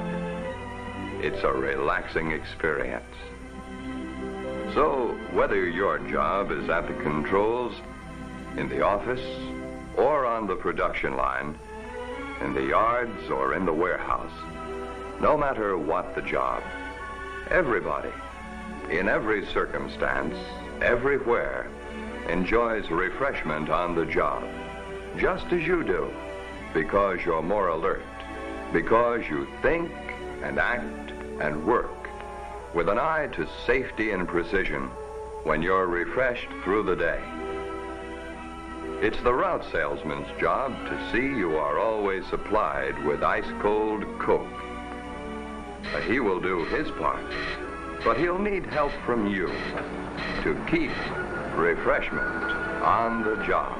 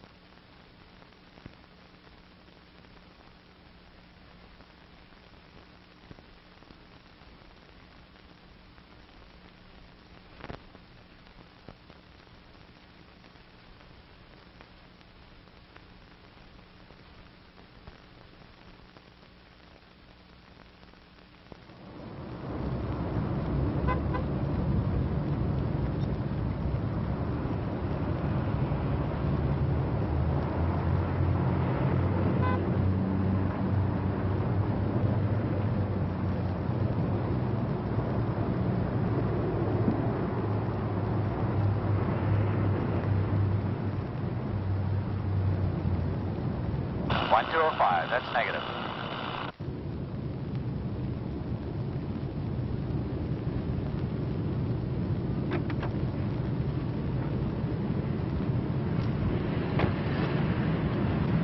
William Moore. Who's asking? Police. Name's Aiken. You're Moore, all right. You're an easy making your picture. Lean on the car. What's the beef? Burglary. West over Market last July. Turn around. I suppose you got a warrant? That's right. Too bad, cop! I got other plans.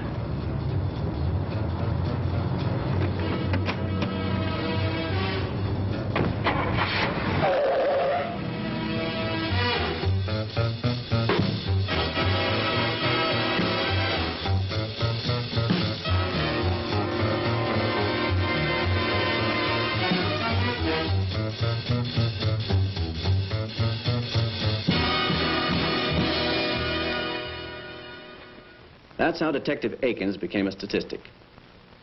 One of a dangerously growing number of police officers who are killed or injured while making an arrest. Akins was lucky. He ended up in the injured column. But that was because a doctor knew more about surgery than Akins knew about making an arrest. Or maybe he did know better. But he made one common and often deadly mistake. To him, arrests had become routine. He grew careless. Careless in trying to make a planned arrest single-handed just because his partner called in sick. Careless in search technique. Careless in using handcuffs. Careless because he forgot that making an arrest is the most dangerous job in law enforcement. Now let's take a look at a similar situation.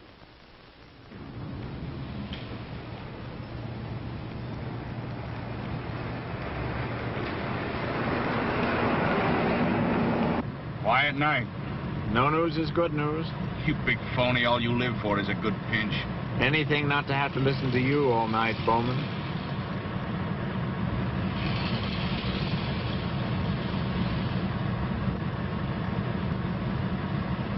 Hey, cut back into that burger joint. There was a gray convertible. Could be the one they think that salesman Eisner stole over on 34th Street a couple of hours ago.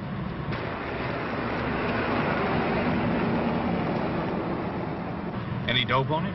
Yeah, slow down a minute. Burglary warrant out of criminal court, good mug shot, 4-inch cut scar right-sided face. Easy make. Any gun? Didn't say. Okay. Car 21, going 10-6. Investigating suspicious vehicle. Before the night is through. I picked a pretty good shirt to wear today. I like it.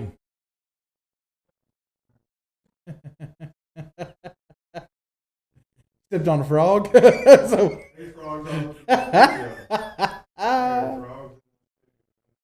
Hi. Welcome to my infomercial. I'm here to talk about Bosley.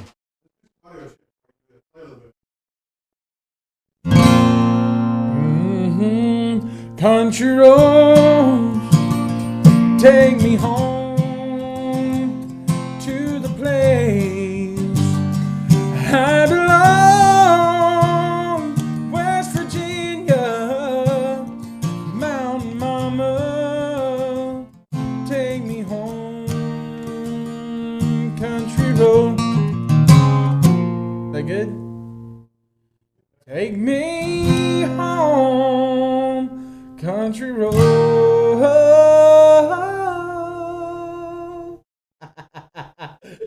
Gotta get my high voice on.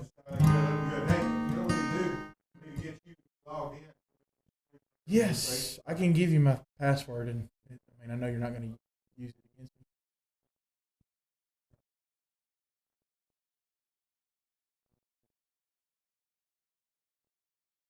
I got my harmonica with me.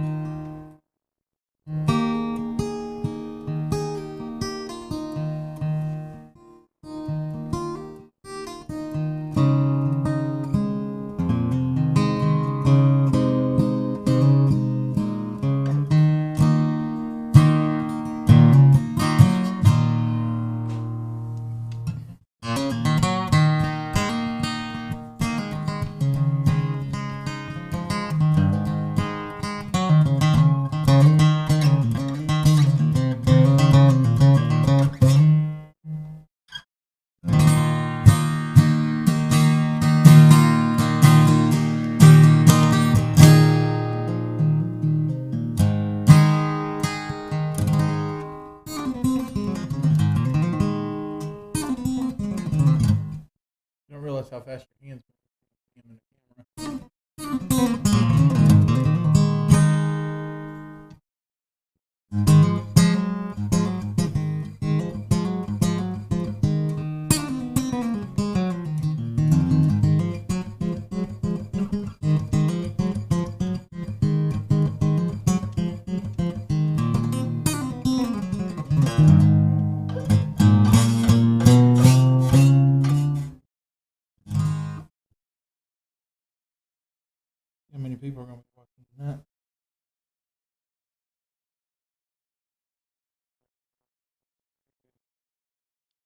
ZHARPMAN.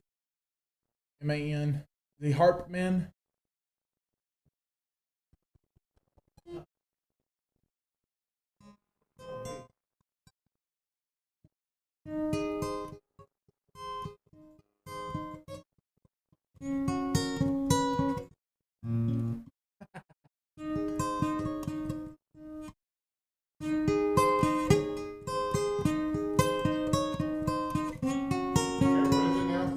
ZHARPMAN RP, like Z Harpman, at hotmail.com for my email. And then the password, it's capital Z. Hotmail. Hotmail. Yes, sir. Sorry. Any password? Oh, capital Z, MAN, 1997 exclamation point, 1997.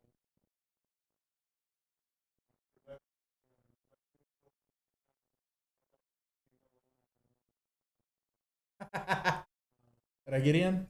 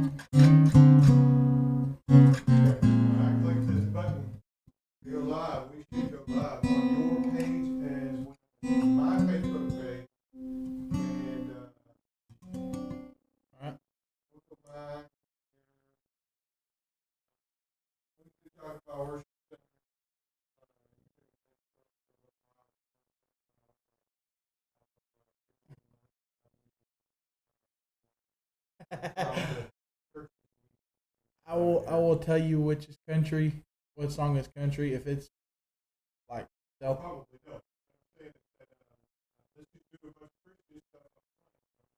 Oh yeah, absolutely.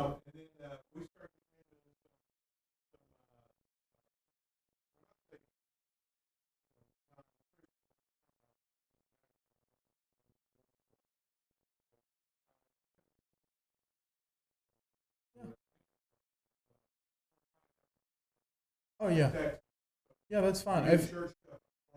Okay, and that's just to get the people affiliated with who I am, or with okay.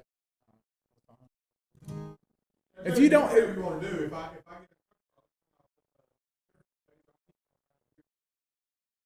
yeah, keep it on mine and yours, because I mean I have some country songs and stuff that I do. You're saying just do mine and yours anyway? Yeah, if that if that'll work for you. And it's yes, sir. And I don't do nothing risque anyway. I try to abstain from that. I think "Don't Close Your Eyes" is probably going to be pushing a little. It's going to be pushing it a little bit, but it'll be okay.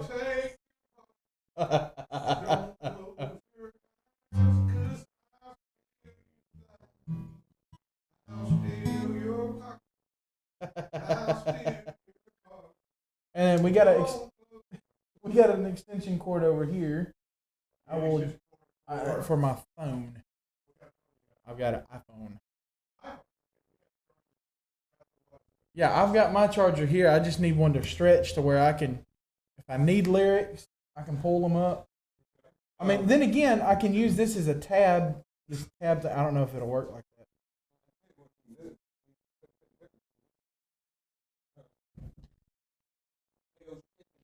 Charged iPad right here. Oh, it looks like the light is shining above me. I'm blocking. Yeah, but when you did that, it made So it. what do you want to just pull up Safari? Yeah, Safari will be fine. Okay. Here's Safari. It'll be just I'll type in whatever lyrics I need if they request. Now, if it's something that I don't know the melody to, 9 times out of 10, and up front they know this is not a place where you request an empty glass, last cigarette. You don't do that. Okay. This is ready to go, and it will not time out. Oh. I've got it set on full.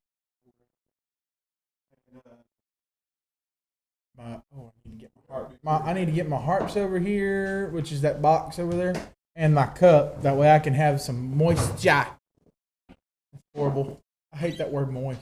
Okay. I can set my guitar like that. Yes. Bring your guitar.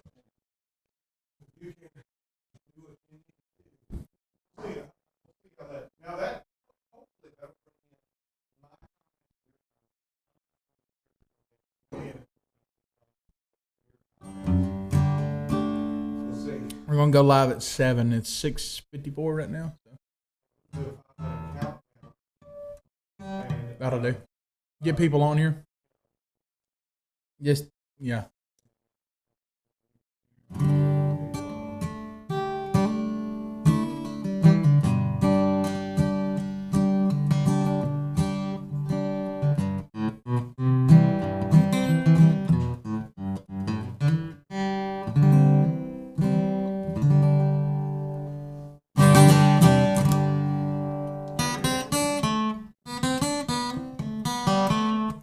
There it is. I messed it up again.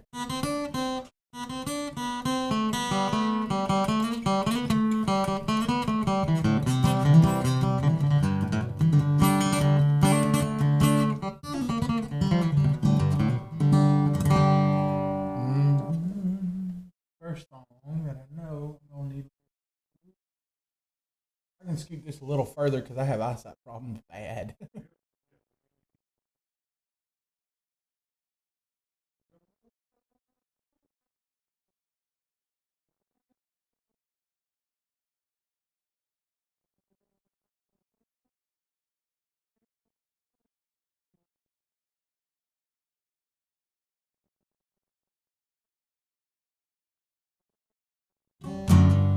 I'm just gonna run over this.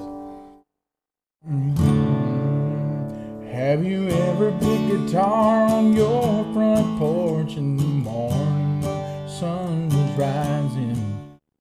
Or followed your dog down to the river and ran into an old baptizing?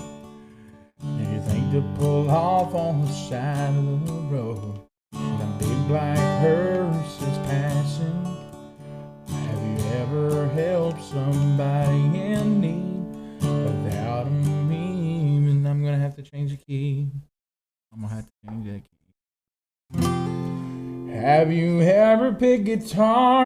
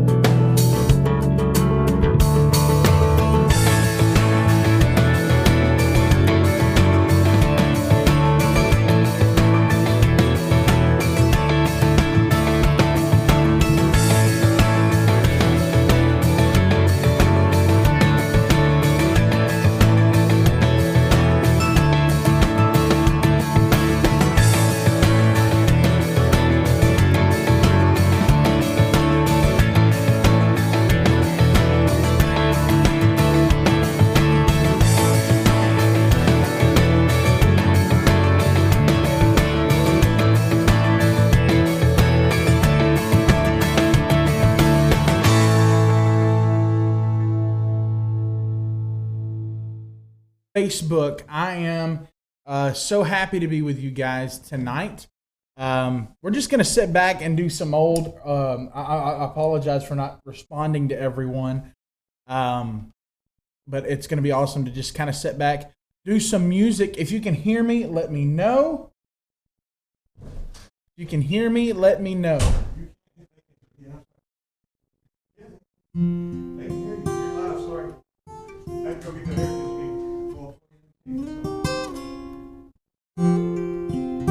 We good now? Okay. All right, folks. This is going to be just like normal. We are going to. If you see me looking at lyrics, I've got them in bold print. That way I can see them because my eyesight is horrible. Hopefully I can check and see. All right, awesome. You can hear us. That's awesome. All right. So this is going to be kind of a night where I do some clean country and some Southern gospel like normal. This is a song that I'm actually been learning. How many of you probably are out there and you know Mo Pitney, probably one of the great songwriters of our time frame right now. And he did this song right here.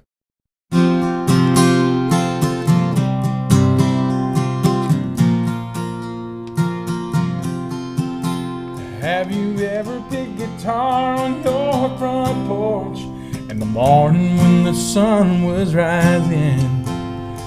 Or followed your dog down to the river and ran into old baptizing? Or pulled off on the side of the road when a big black hearse is passing? Have you ever helped somebody in need without them even asking? We do that in the country. Just listen to some country. Country can be in the middle of a city. Country can be on a farm. Country ain't even a place on the map. It's a place in your heart. Would you ever hitch a ride to Music City just to see an Opry show? Listen to some country. Just listen to some country. Country can be in the middle of a city. Country can be on a farm. Country ain't even a place on the map. It's a place in your heart. Have you ever been down to the courthouse square at the parade on the 4th of July? With a tear on your face and a lump in your throat as you watch old Gloria go by? Or sit through a service where they played taps for a soldier who never came home? Or looked in the sad brown eyes of his mama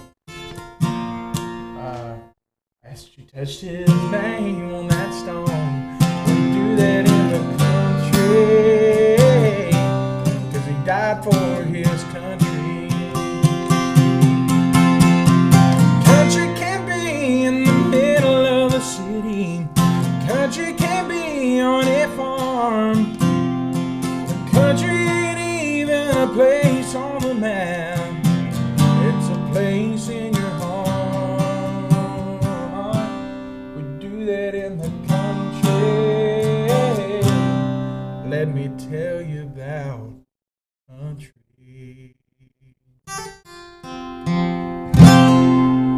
Oh, that's a beautiful, beautiful song. Oh, as always, we like to everybody saying, let a rip tater chip. I hear you. We can hear you. You love that song. I love that song too.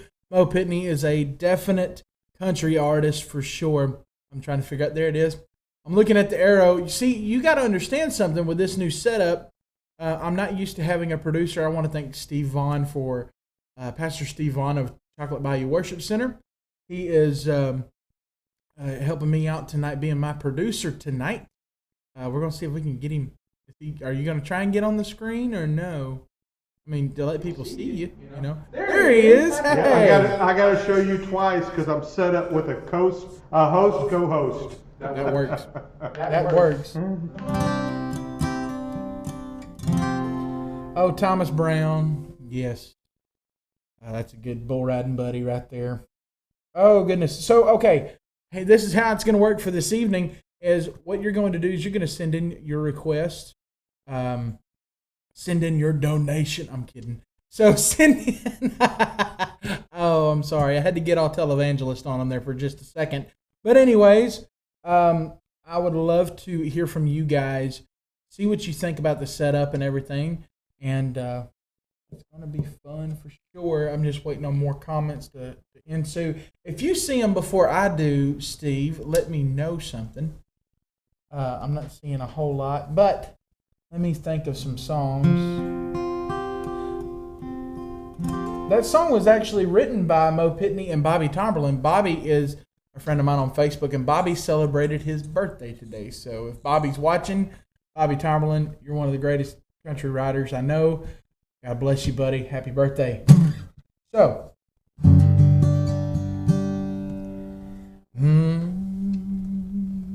I'm going to go to this key. Well, some glad morning when this life is over, I'll fly away to a land where joy shall never end. I'll fly away. Well, I'll fly away, oh glory, I'll fly away. When I die, hallelujah, by and by, I'll fly away.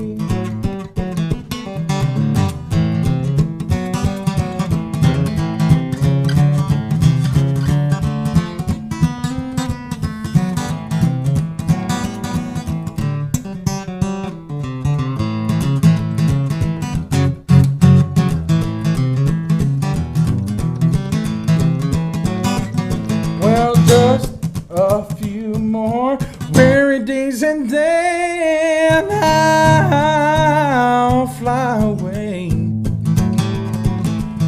to a land where joy shall never end. I'll fly away. Well, I'll fly away. Oh, glory, I'll fly away. Well, when I die, hallelujah, by and by, I'll fly away. Well, when we die, hallelujah, by and by, I'll fly away.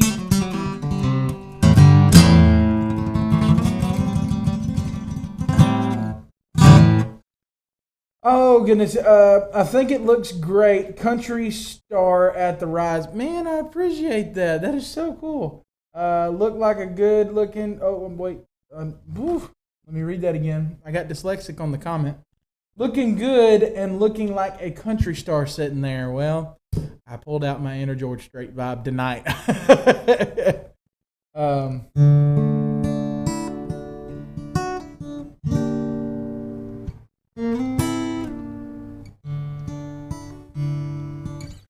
Oh, let's see.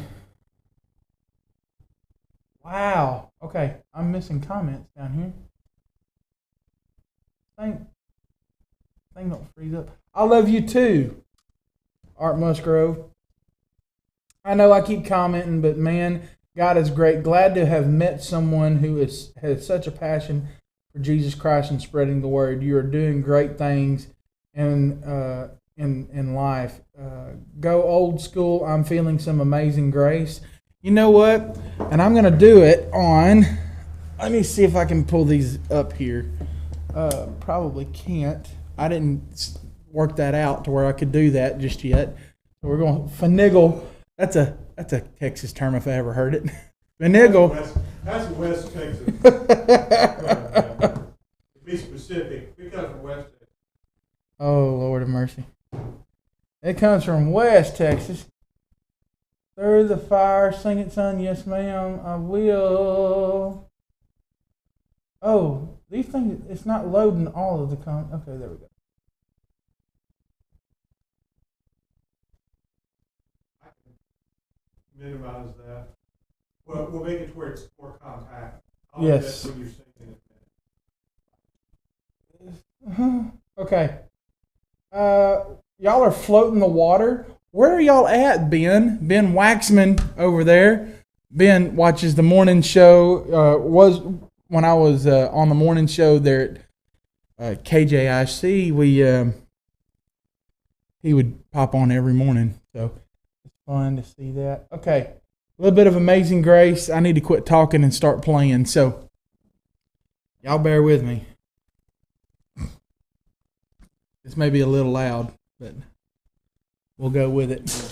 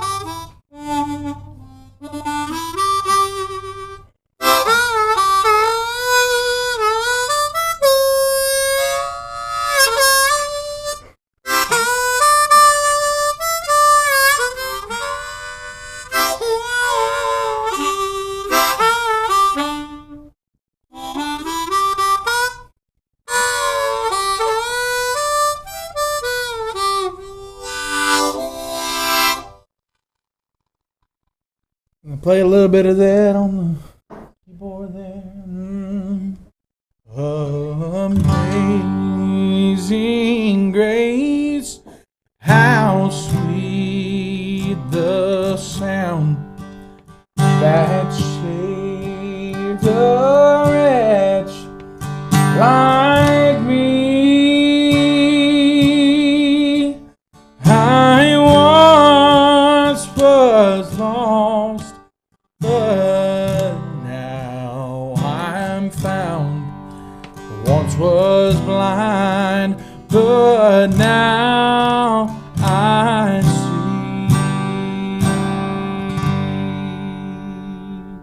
Oh yeah, that's fun. Through the fire, my mom says. Let me see. I'm getting, goodness gracious, I'm getting so many likes here. If I can talk plain today, that would be great. Producer, I like it when you can talk. You like it when I can talk, huh?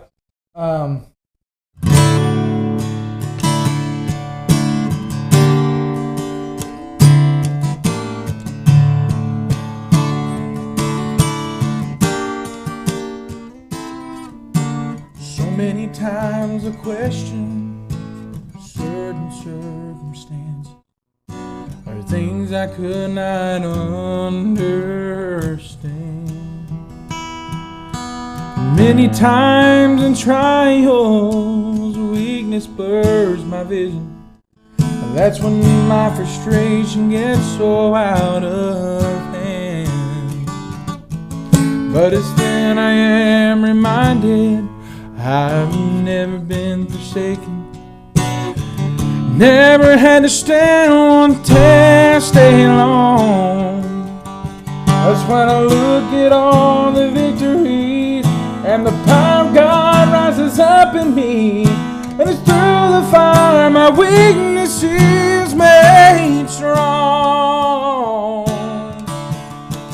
Oh yeah, he never promised that the cross would not get heavy and the hill would not be hard to climb. Oh no, he never offered our victories without fighting, but he said help would always come in time. Just remember when you're standing in the valley of decision and the adversary says give in, just hold on. Our Lord will show up and he will take you through the fire again. I know within myself that I would surely perish. Oh, but if I trust the hand of God, he'll shield the flames again.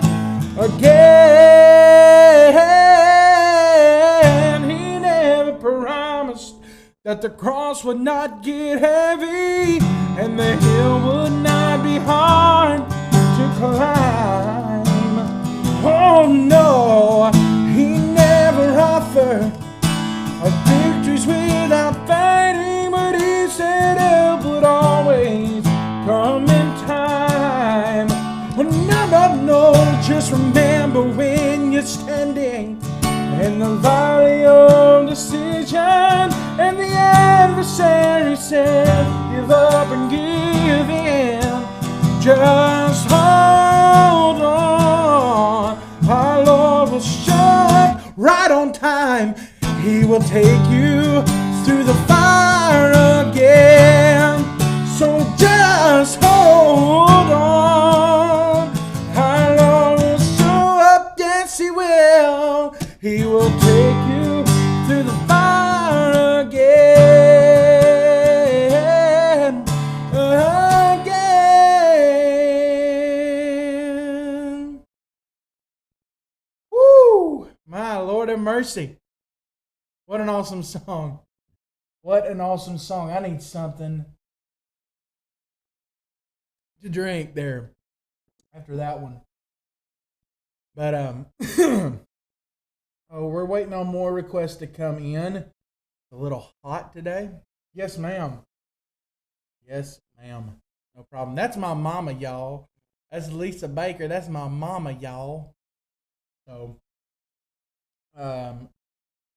let me see here. We're going to get some more. I'm trying to see how many viewers that I've got. How many viewers do I have over there that you can see?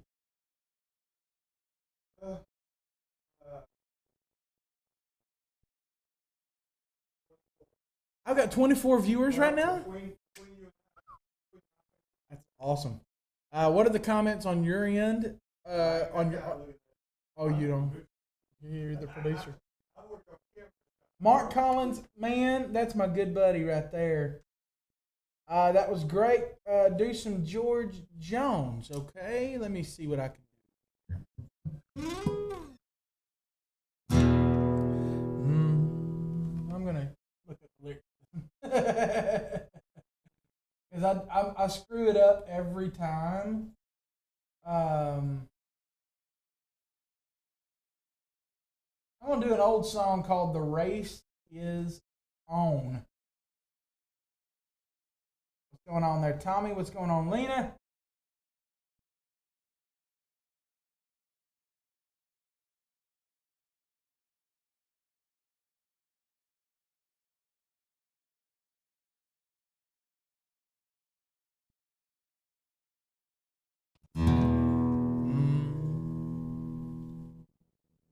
I did I'll Fly Away already at the beginning. But I'm going to do this. Well, I fear tears welling up, going deep inside like my heart's been a big break. And the stab of loneliness is sharp and painful that I may never shake. You might say that I was taking it hard when she rode me off with a call. But don't you wish her that I'll hide my sorrow when I may break right down and ball. Now the race is on and here comes pride at the backstretch. Heartaches are going to the inside. My tears are holding back. They're trying not to fall. My heart's out of the running. True love scratch for another say. The race is on and it looks like a heartache. And the winner loses all.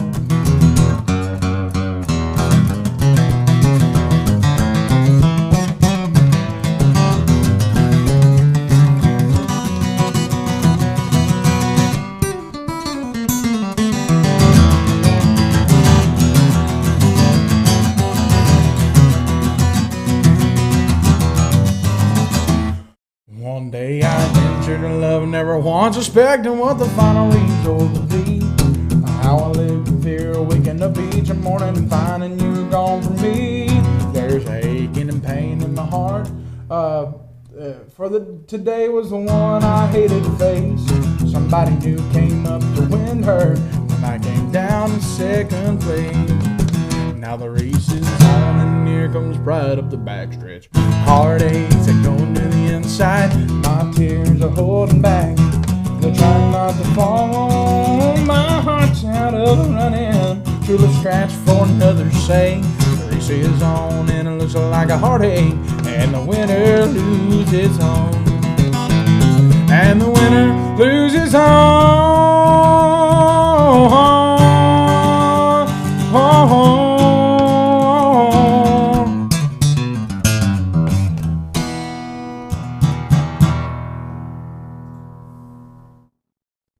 Oh, goodness.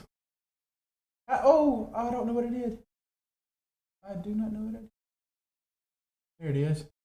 Awesome. Play that thing. Is Nessie in the background? That's hilarious. All right. Robert says,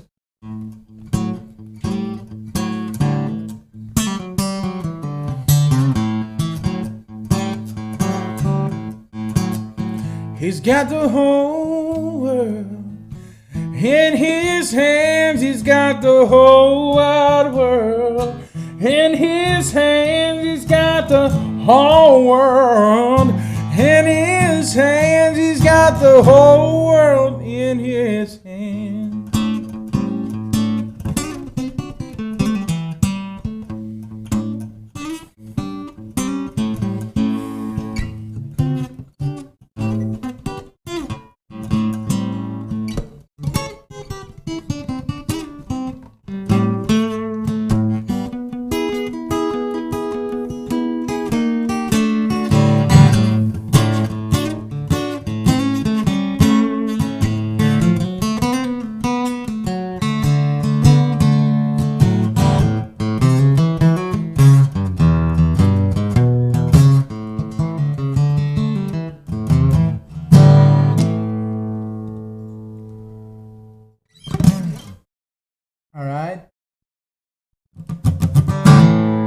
Okay, Kenneth Thompson, which is my brother-in-law.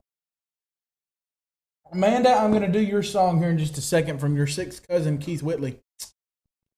I'm going to do that one shortly, but I'm going to do this one. I got to get my hand working right. I said working right, and the camera went straight to right. That's awesome.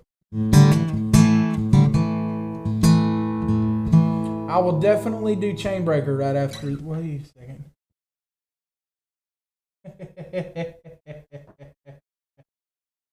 Yes, I taught my little niece what he's saying on there is I taught her. I was sitting there in front of my mother, and I told her, I said, you know, these kids don't realize today that adulting sucks. I mean, am I right?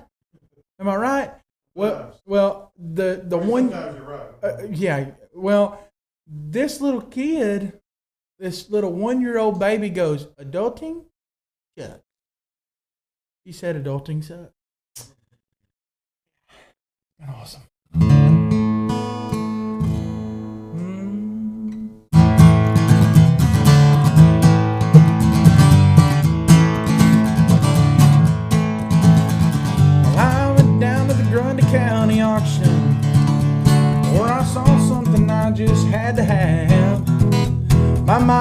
me I should proceed with caution. My heart said go ahead and make a bid on that. And I said, hey pretty lady, won't you give me a sign? I'd give anything and make it mine on mine. I'd do you bidding, beach, beck and call. I ain't never seen anyone looking so fine, man. I gotta have her, she's the one of a kind. I'm going twice and I'm sold on the lady in the second row. She's an 8, she's a 9, she's a 10, I know. She's got ruby red lips, a blonde hair, blue eyes. I'm about to bend my heart goodbye.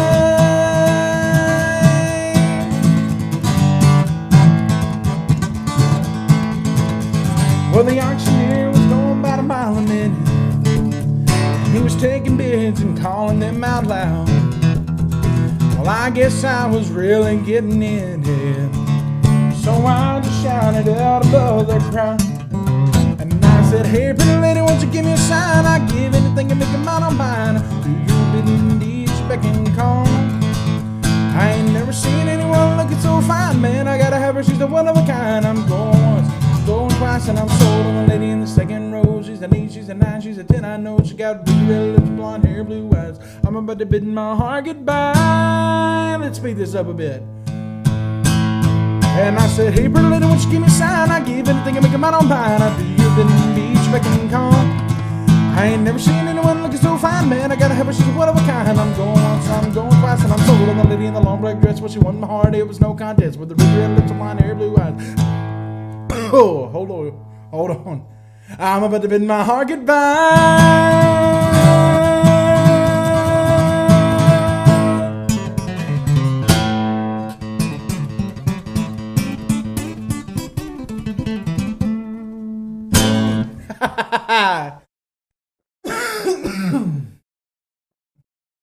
He tried to play the guitar instead of talking. Yeah, I would love to do that.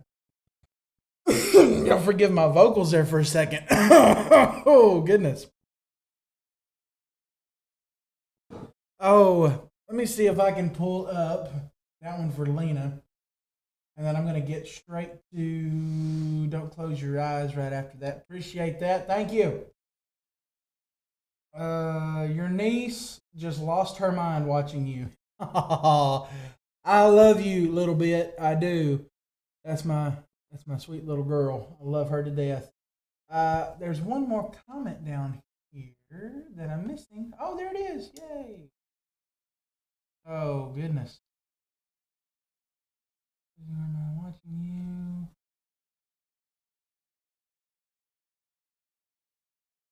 Okay. All right, let me do this one.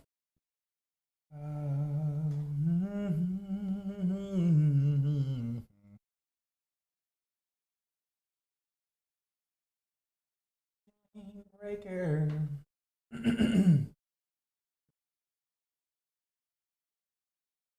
I'll do a little bit of it.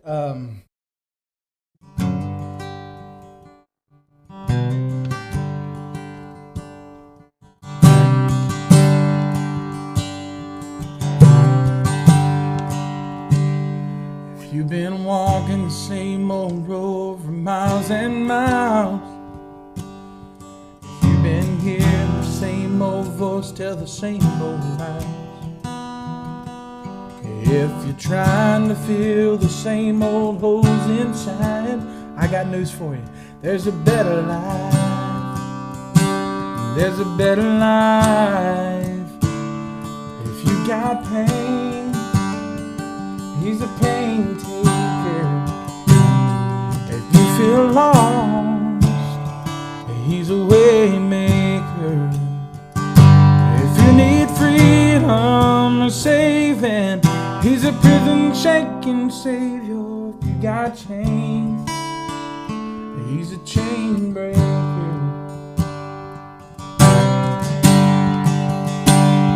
We've all searched for the light of day in the dead of night. We've all found ourselves worn out by the same old fight. We've all run from things we know just ain't right. There's a better life. There's a better life if you got pain. He's a pain taker. If you feel lost, he's a way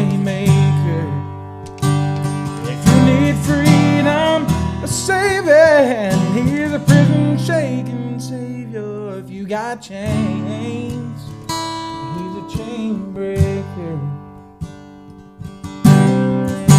If you believe it, if you receive it, if you can feel it, somebody testify. Oh, if you believe it, if you receive it, if you can feel it, somebody testify. You got pain, he's a pain taker. If you feel lost, he's a way maker. If you need freedom or saving, he's a prison shaking savior. If you got chains, he's a chain breaker. Such a good song. Giving my hand a little bit of a rest here before I move into another one. Let me see here. Chainbreaker did that one. He's awesome doing God's work. Thank you so much.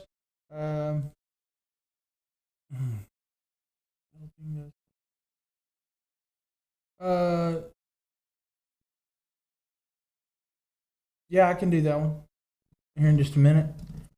All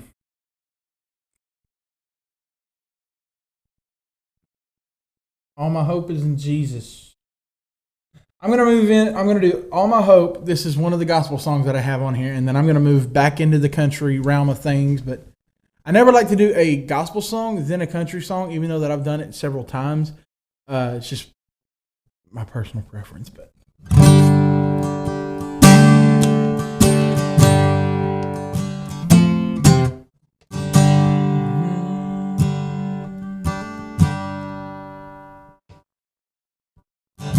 I've been held by the Savior. I felt fire from above. I've been freed and forgiven.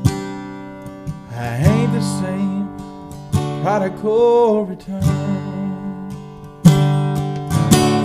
All my hope is in Jesus. Thank God my yesterday's gone. And all my sins are forgiven. And I've been washed by the blood. There's a kind of thing that just breaks me down to my knees. I've been broken more than a time or two. Oh yes I have. I'm not going back. I'll never be the same. That's why I sing. All my hope is in Jesus. Thank God my yesterday's gone. And all of my sins are forgiven. And I've been washed by the blood. Oh, all my hope is in Jesus. Thank God my yesterday's gone. Oh, all of my sins are forgiven. Oh, yes, they have. I've been washed by the blood.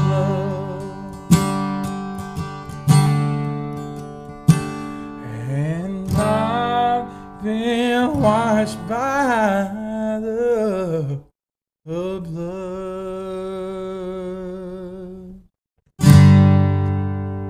My sister in Ohio says, wow, Garth Brooks. Garth Brooks, we can get Garth Brooks on. No, I think she's saying, wow, you got Garth Brooks on the video. I'll do some Garth Brooks stuff. I can't sing like him. I wish I could. Heck, Garth Brooks can't sing like Garth Brooks anymore. Man, that you ain't lying there. I I'm going to do half of this song for Amanda Whitley. Amanda jokes with her husband. Her and her husband joke that You're only going to do half the song? I'm only going to do half of that song. Okay. I thought you were going to say, I'm dedicating half the song to one person. No. Somebody else. This is just half of the song. Not because I can't get the lyrics, but second verse gets a little shady for me to sing. Leave the shade away. Leave the shade away. Let me get something to drink right fast. Pull out my best inner Keith Whitley, I guess.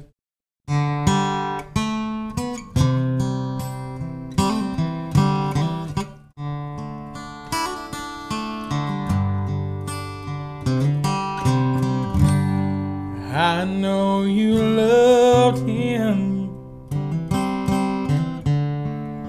a long time ago. Even now in my arms, you still want him, I know.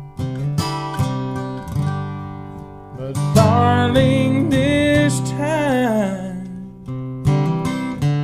let your memory die. Just hold me tight when you're loving me tonight. Don't close your eyes. Don't close your eyes. Let it be me. Don't pretend it's him and some fantasy. Darling, just once let yesterday go. You'll find more love than you'll ever know. Just hold me tight when you're loving me tonight. Don't close your eyes.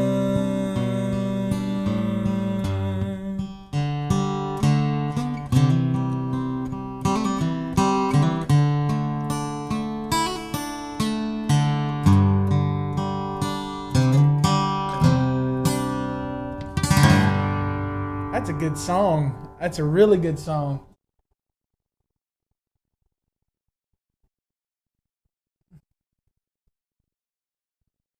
Let me see here. Don't break too long. You have 31 people right now. I know. I'm not going to break too long at all. Brooks and Dunn. We're going to move on into the Brooks and Dunn. Man, I haven't sung this song in forever.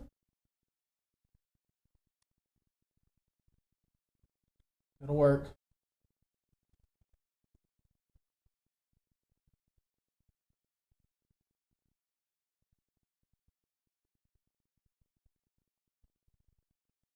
Actually, reading those, I can do that one, just the course of it. It's not going to be too bad. I did her so wrong for so long. Turned my back on her love and now she's long gone. I did my part to break her heart. She walked out on me and tore my world apart. She used to be mine. She used to be mine. Good song right there. Amanda, you can't hear me. Go out of the video, click back into the video. That's how it normally works. That's all I can tell you. Garth Brooks. What's a good Garth Brooks song, you think? Well, it was bound to happen, and one night it did. That one? Two of a kind working on a full house. No. That one's actually not a bad one. She's my lady luck and I'm her wild heart hand. Together we're making up a will.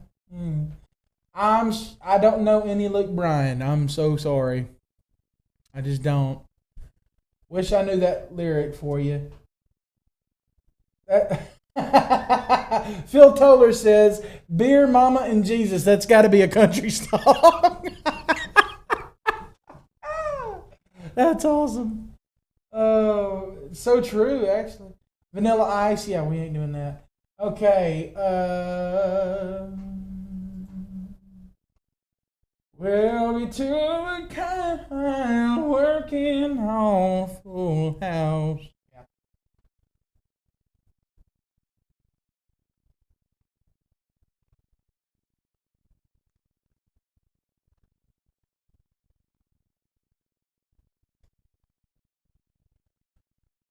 Oh, Lord.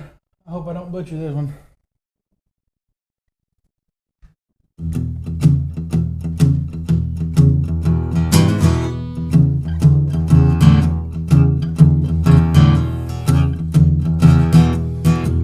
Yeah, she's my lady luck and I'm her wild card hand. Together we're building up a real hot hand. We live out in the country and she's my little queen of the South. Yeah, we're two of a kind, working on a full house.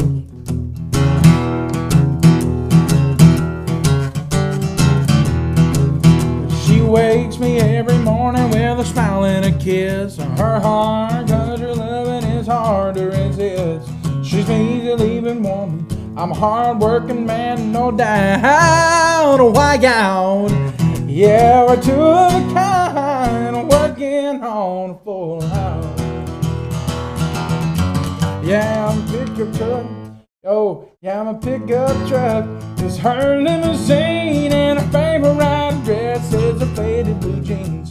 She loves me tender when the going gets rough. Sometimes we fight just so we can make up for needing a little woman like the crops need the rain. And, what is it? Ah! I lost it. Hold on. But I need my little woman like the crops need the rain. She's my honeycomb and I'm her sugar cane. We really fit together. If you know what I'm talking about, way out. Yeah, we're two of a kind, working on a full house.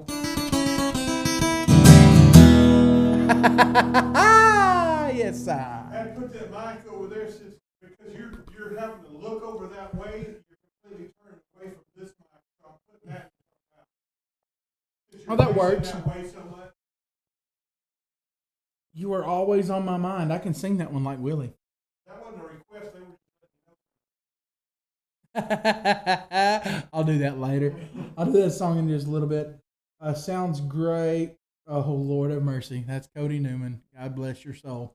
Anyways, let's go to Three Wooden Crosses. And I'm going to have this one.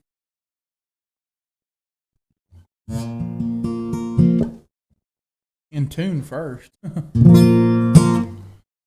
And then we're going to move back into some more Garth music, evidently. People are wanting more of that. Oh. And this part of the segment is brought to you in part by Dr. Thunder.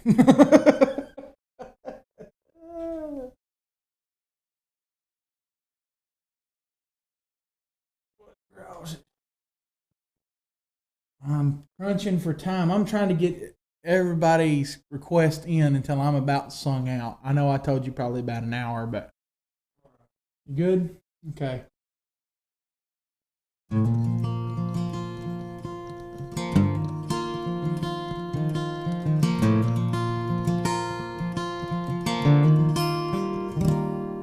A farmer and a teacher, a hooker and a preacher, riding on a midnight bus bound for Mexico. One was headed for vacation, one for higher education, and two of them were searching for lost souls. And that driver never ever saw the stop sign, and 18-wheelers can't stop on a dime. There are 3 wooden crosses on the right side of the highway. Why there's not 4 of them, heaven only knows. I guess it's not what you take when you leave this world behind you. It's what you leave behind you when you go.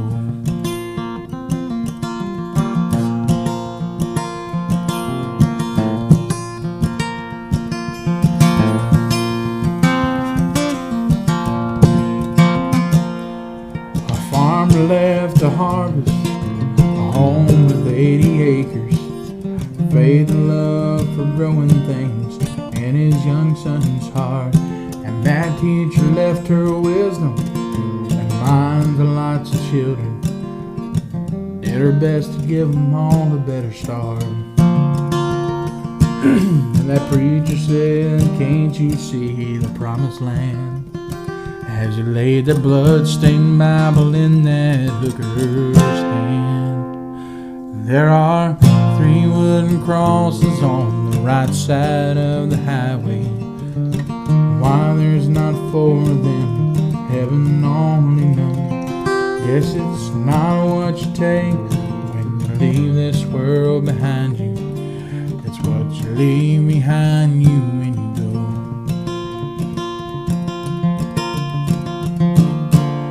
That's a story that our preacher told last Sunday as he held that blood-stained Bible. I get emotional with this one.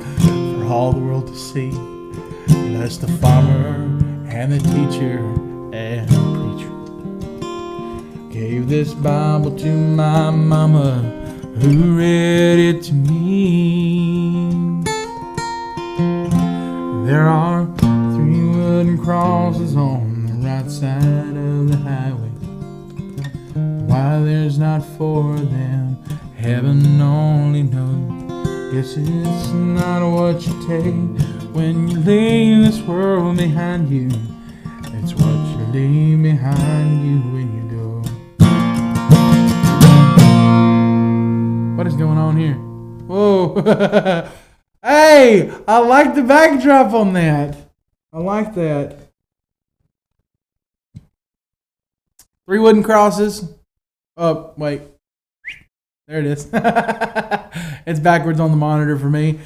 3 wooden crosses. Y'all, that's a great song. Randy Travis is a great vocalist. I could never even think about doing another one of his songs like that. If Tomorrow Never Comes, I need this one up on my monitor here.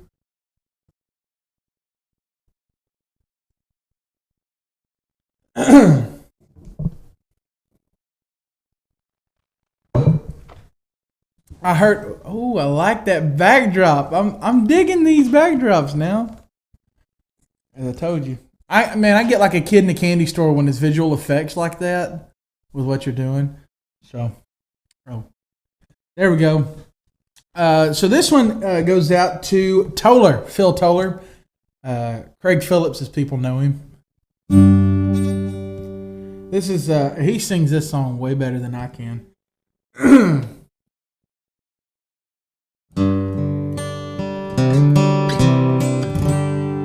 Sometimes late at night,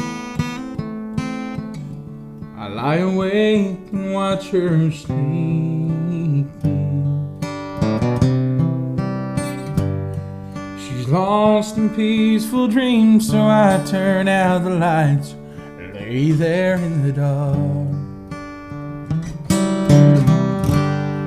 And the thought crosses my mind,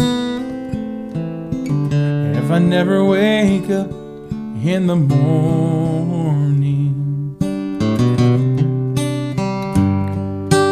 would she ever doubt the way I feel about her in my heart? If tomorrow never comes, will she know how much I loved her? Trying every day to show her every day that she's my only one. And if my time on earth is through, she must face this world without me. Is the love I gave her in the past gonna be enough to last if tomorrow never comes?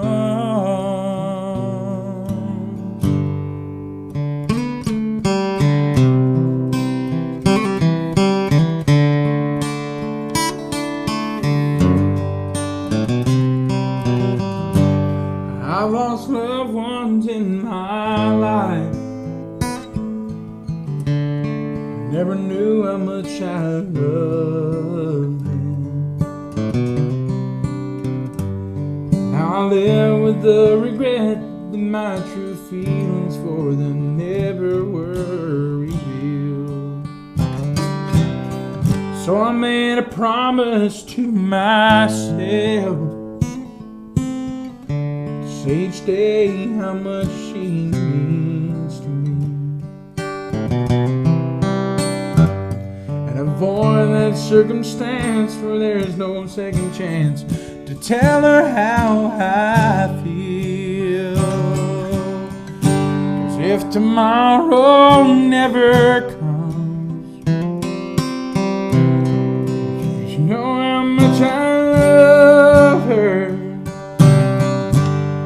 that I try in every way to show her every day she's my only one.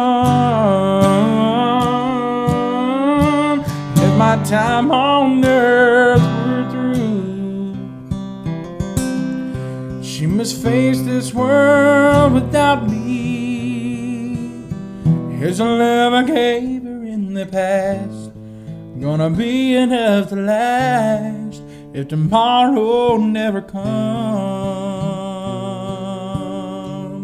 So tell that someone that you love just what you're thinking of. If tomorrow never comes.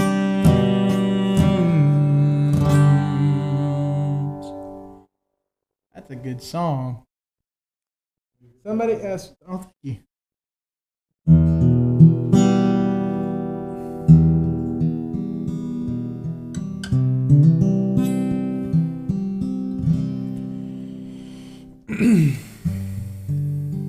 Hey, I'm going to have to jump on with Dylan Spencer there. I don't know about guys who cut you down. I don't care. But Johnny Cash? I can do some. Johnny Cash. Oh, I can do Johnny Cash. Well, I didn't say anything Johnny Cash. Well, you know what I'm talking about. Johnny Cash. Johnny Cash, all right. I'll pay cash for Johnny. I've got 2 more requests that I need to do. Always on my mind, I would love to do that song, but I cannot get the pentameter of that song together in my head because I'm hearing, baby, I didn't love you. I'll sing this part. Quite as often as I should have. I'll start singing it like Willie. You're always on my mind. You're always on my mind. Hey, he's as high as the mountains. What do you know? So we're going to move on. That was good product placement right there, brother. So appreciate that. The dance. I'm going to do the course of this one.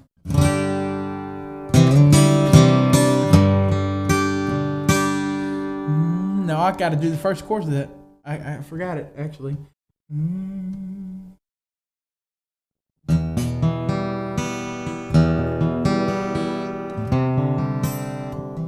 Looking back.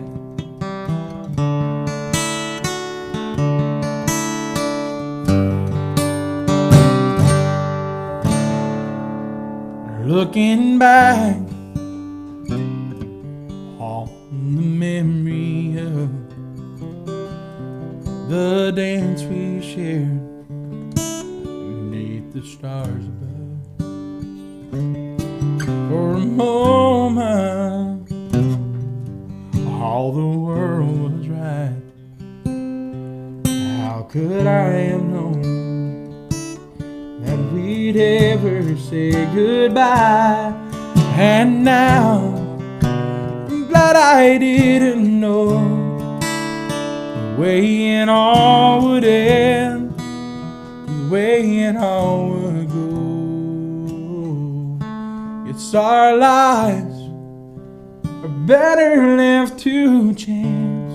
I could miss the pain, but I'd had to miss the pain.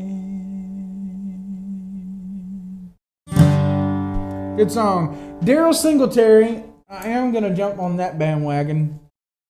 He said, "Do a Daryl." That's my grandmother, and I gotta abide by her wishes. Okay, so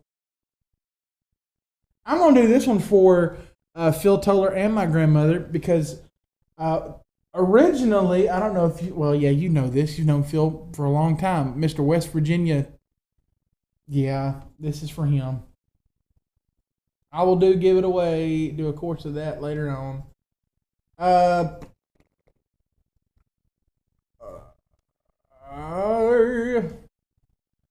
Ooh, that's a little creepy. That's so creepy. That was a little creepy. That'll swap you out. It's fine. It looks weird. When I started, hey, if I was to do "God's Gonna Cut You Down," that would have been a perfect backdrop. All about the song. Yeah. The background and the song. Take me to. You got Smoky Mountains or the mountains in West Virginia? Well, we were just doing the mountains. We can go back to the mountains. Yeah, like green mountains, like. Okay, I probably can find something. Let me throw you back in the other mountains just for now. All right. Get hurt throwing you in the mountains. Country roads. Who did that song originally? John Denver? Green mountains, you say? You just want mountains with trees on them? Oh, yeah.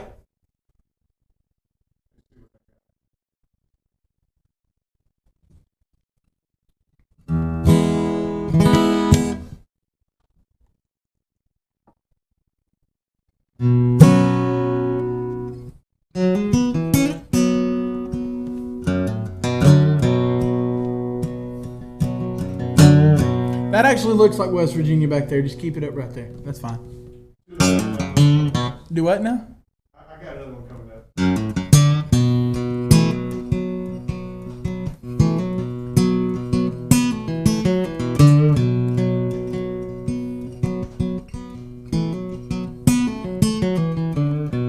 Almost heaven, West Virginia, Blue Ridge Mountain, Shenandoah River. Life is old there, older than the trees, younger than the mountains, blowing like a breeze. Country roads take me home to the place I belong. West Virginia, Mountain Mama, take me home. Country road, all my memories gather round her. Miner's lady, stranger to blue water, dark and dusty, painted on the skies. The sunshine, teardrops in my eye. Country roads take me home. That reminds me of the Smokies. To the place I belong. West Virginia, Mount Mama, take me home. Country road. I hear her voice in the morning as she calls me. The radio reminds me of my home far away. And when, no, hold on a second. I get this feeling that I should have been home yesterday. Yesterday, country roads take me home to the place I belong. West Virginia, Mount Mama, take me home. Country road.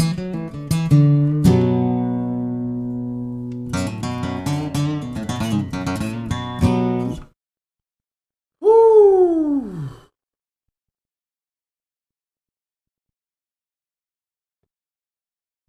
Johnny Cash. This one's going to be for boss man back there.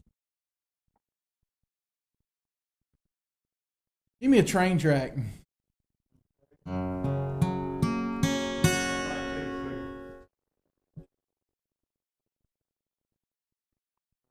It'll give me a breather. Guys, if you are enjoying this, let us know. I'm going to be looking at my phone here because I can check and see, because I think I started some watch parties.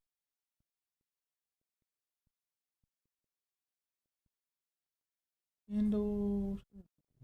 Okay. Okay. Let's see here.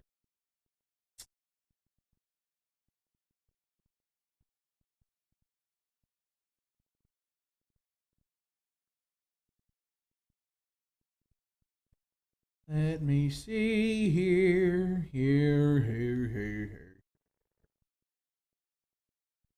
Yeah, he said, now you're talking. Appreciate that, bud. We've got 19 people watching. Man, I appreciate you guys just... Whoa, Lord of mercy. My sound was on. Oh. You find a train track?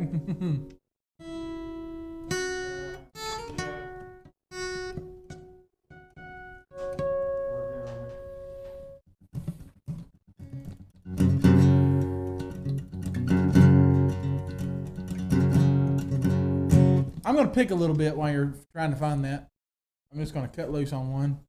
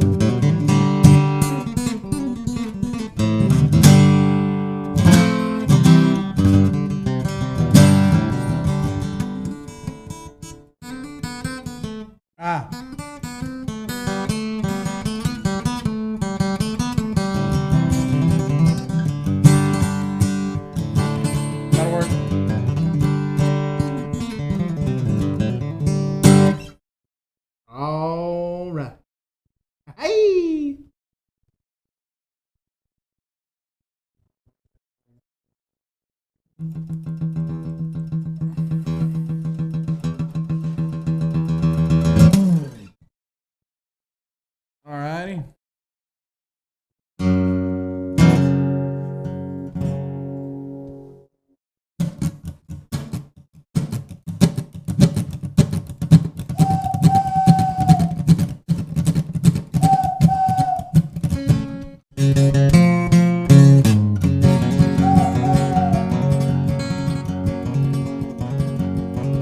I hear the train a-comin', rolling down the bend, and I ain't seen the sunshine since I don't know when, but I'm stuck in Folsom Prison, and time keeps dragging on. But the train keeps rolling, hauling down to San Antone.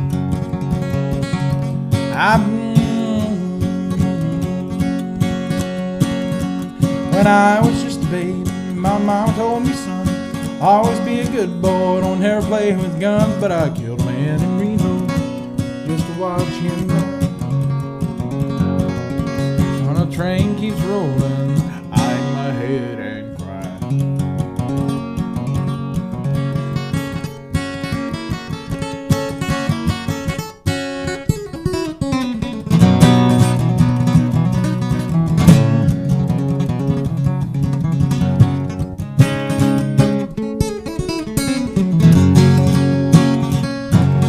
I bet there's rich folks eating in a fancy dining car. They're probably drinking coffee and smoking big cigars. But I know I had it coming. I know I can't be free. No, I can't. But I'll let the lonesome whistle blow my blues away. Well, if they free me from this prison, if the railroad train was mine, I bet I'd move it on a little farther down the line. Far from Folsom Prison, that's where I want to stay. No, I do. And I'll let the lonesome whistle blow my blues away.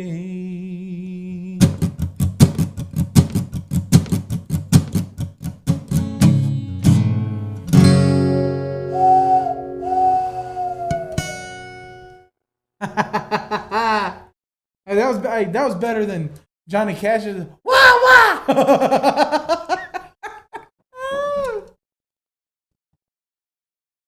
Oh, that song plays on KJIC. I'm already there. Take a look around. I'm the whisper in the wind, shadows on the ground. I forgot the rest of the words, but that's a teaser for you. Oh, goodness. I don't know Meet Me in Montana, but I will play you. Hey, I'll get Travis. Ooh, I'm reading these comments all wonky here. Travis Tritt.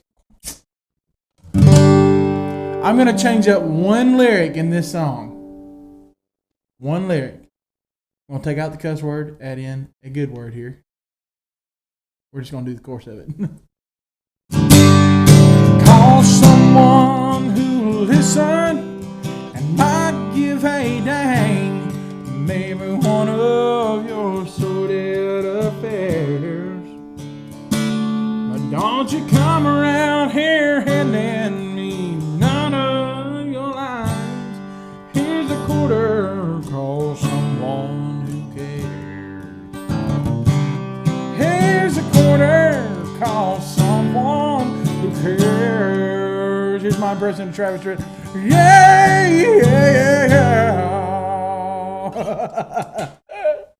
You know, anybody under 30 years old or under 20 definitely don't know what. What's a quarter? They don't know what a quarter is, but they don't know what that has to do with it.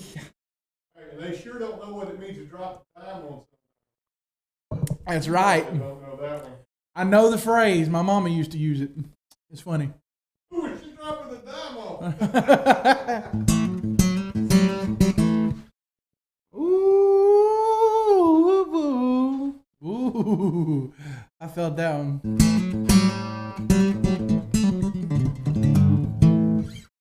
Okay. I can get to, I'm going to, instead of George Strait, give it away. I got to do some George Strait on here, don't I? I mean, it's Texas people. I'll do this song for you. Give it away is not more of my style this evening, but here we go.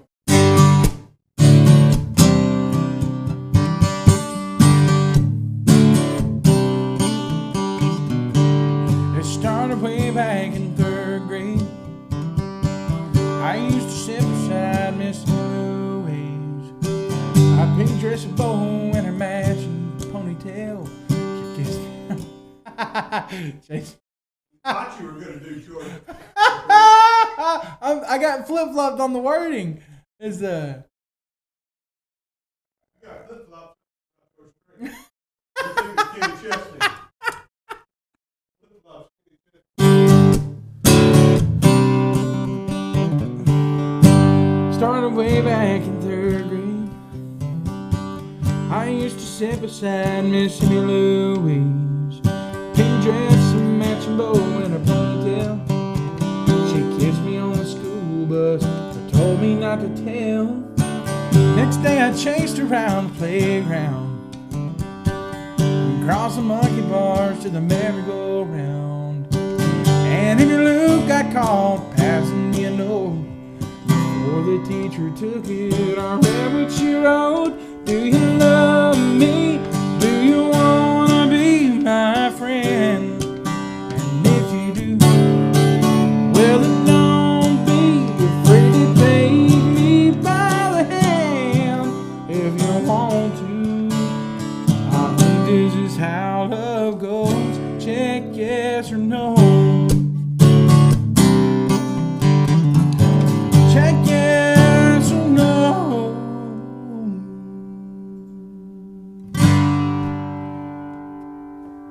Scoot into this one, and then I've got one more song that I'm going to do, and then I'm out of here. All right, promise you. We're going to finish these two out fully. Try to, at least.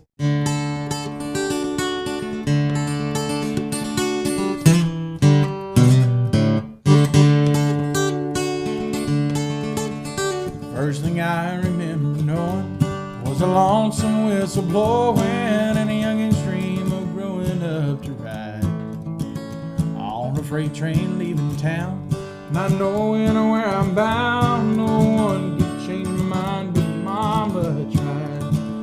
One and only rebel child from a family meek and mild. My mama sing and know what's laid in store. Despite all my Sunday learning, toward the bad I kept on turning, and Mama couldn't hold me anymore. My mama would have killed me. I turned 21 in prison, doing life without parole. No one could steer me right. Mama tried, Mama tried, Mama tried to raise me better. Better bleeding eyed at night. Better it was only me that the language Mama tried.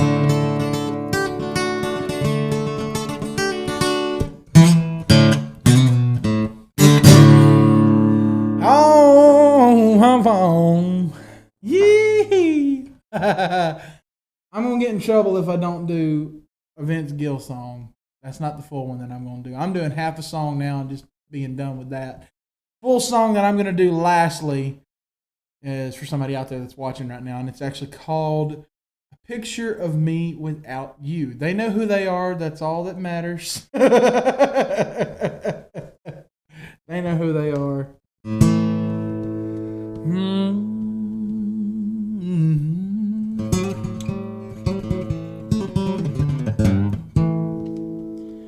Well, give me one more last chance before you say we're through. I know I drive you crazy, baby. It's the best that I can do. We're just a good old boys making noise. I ain't running around on you. Give me just one more last chance before you say we're through.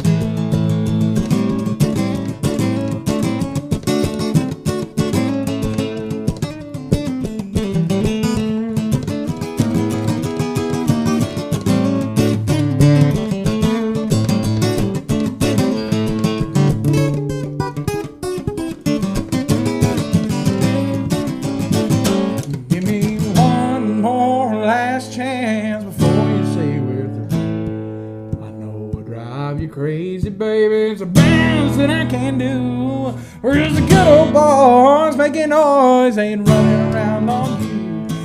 Just one more last chance before you say we're through. Give me one more last chance before you say, hey, we're through.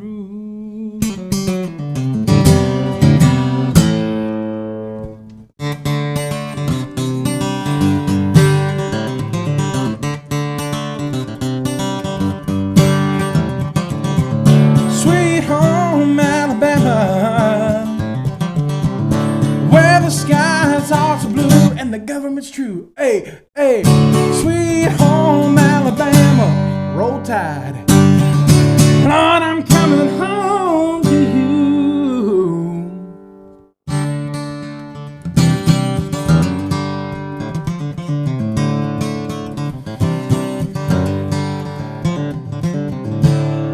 All right, last song. Woo! I get my hand working. Y'all, number one, I want to say thank you guys so much. I know that there's people watching on his Facebook page probably still, people watching on mine. How many people do we still have on here? Do you know? We still have 34. Are you serious? And I'm leaving in the middle of 34.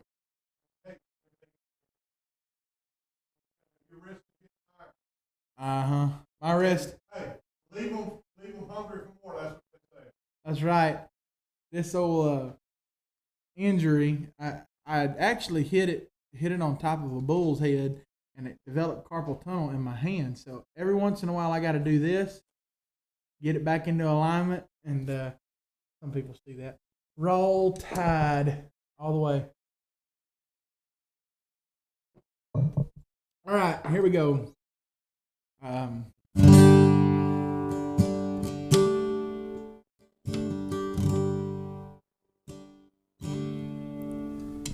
Get the right key.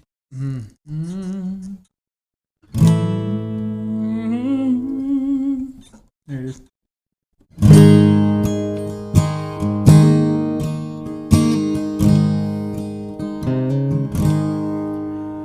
Imagine a world where no music was playing.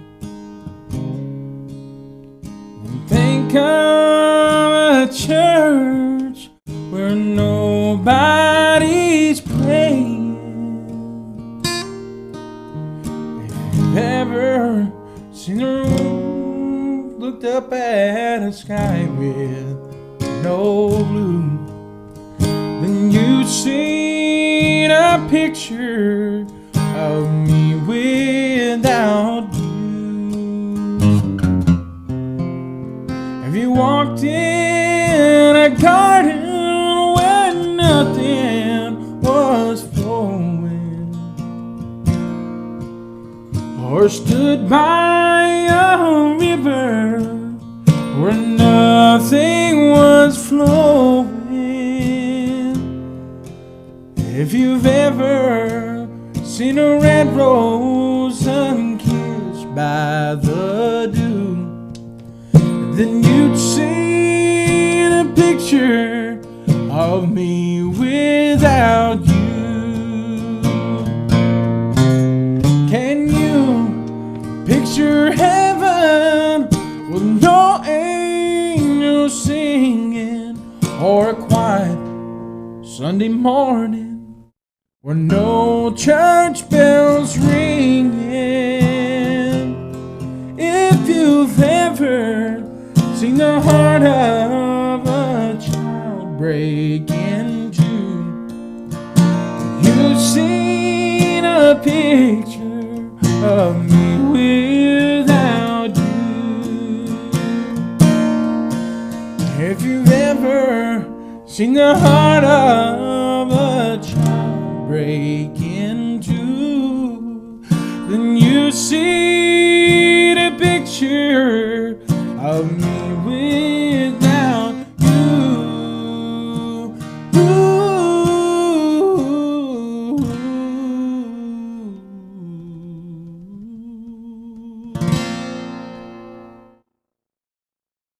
You know who that's for. Some people know who she is. Some people don't. But anyways, that's one of my, I told her, I promised her that I'd do that song tonight, actually. So, I don't have favorites. So, guys, I know that we're in the midst of a crazy time frame. I've done gospel here tonight. I've done country here tonight. But what I want to do is I just want to pray you guys out. Is that okay to do? I mean, I know that times are tough. People have lost their jobs. People are searching for more jobs. And don't let this time go to waste that you have with your family. That's one thing that I'll tell you, is if you're stuck inside with your family, you're not stuck, you're blessed. That's exactly what you are. You are blessed. So I'm just going to say a quick prayer. Thank you guys so much for coming on tonight. This has been probably one of the best lives that I've been able to get to be a part of. And I thank my producer back there, Steve Vaughn, for wanting to do this. This is not the last live that I will do here. We're going to get together pretty soon and discuss some other stuff. There's some good stuff for Appointed by Grace, too. It's coming out real soon. I can't make the announcement just yet, but big news. So, guys, we just want to pray you guys out. Dear Heavenly Father, we come to you this evening, and we thank you so much for what you're doing in each and every one of our lives. And Lord, we pray that during this pandemic that we would see the hidden blessings, that we would see the blessings of being placed there with our families, and that we would cherish those moments. Because God, after all, we need to let our kids be little. God, thank you for this time frame. It's a time of slowdown for some people. God, I pray for the people who have lost their jobs, that you would give them peace that passeth all understanding. You are guiding them by your mighty hand. And Father God, I thank you so much for what you're doing in my life, what you're doing in Pastor Steve's life over here. God bless Steve Vaughn and this church here, Chocolate Bayou Worship Center, Lord. Continue to move in this place, continue to move in their services, and continue to move in all of our lives. In Jesus' name, amen. Adios, folks.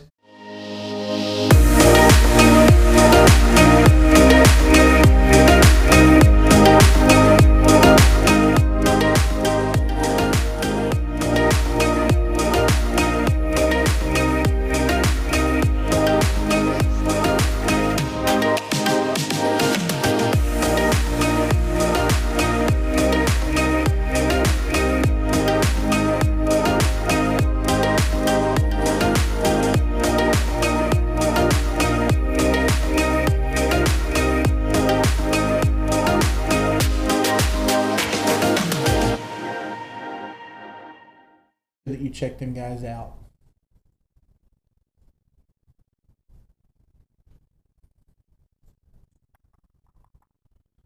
Dude, that was fun.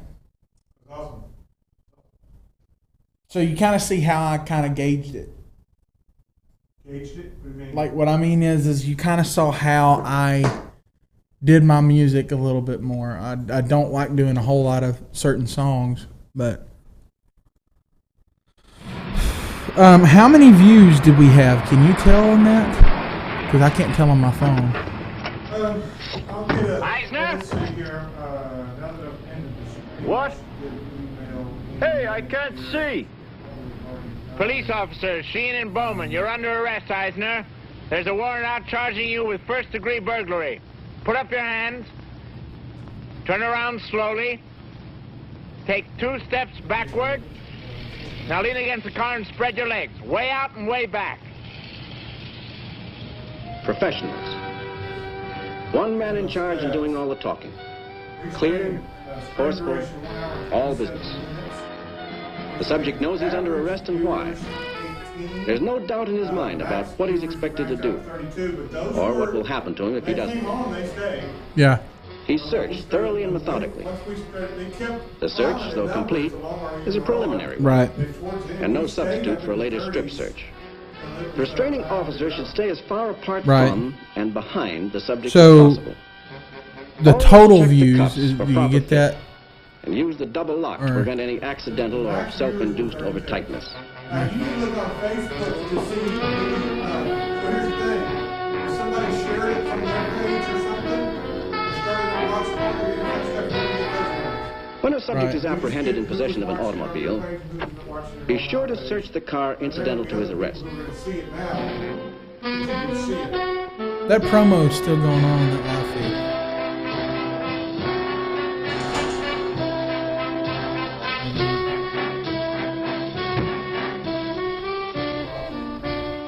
Make certain that the subject's car is completely secured following the search. This could be a vital point in a later court proceeding.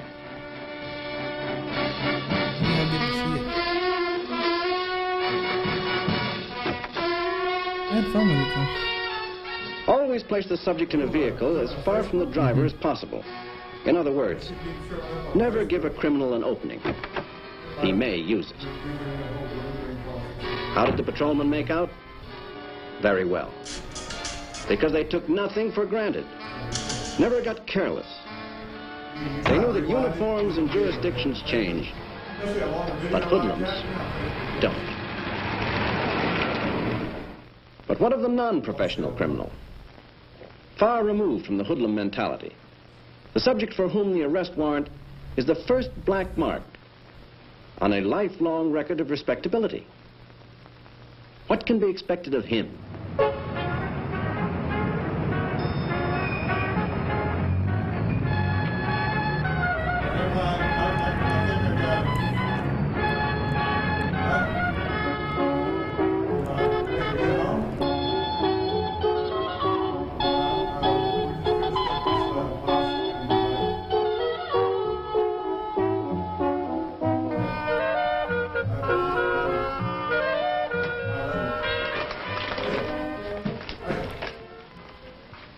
Thank you for calling Olive Garden in Alvin. Our dining room now is open with limited capacity for the safety of our guests and team members. The current wait time for Alfred. to wait. Alfred, Coffee. look.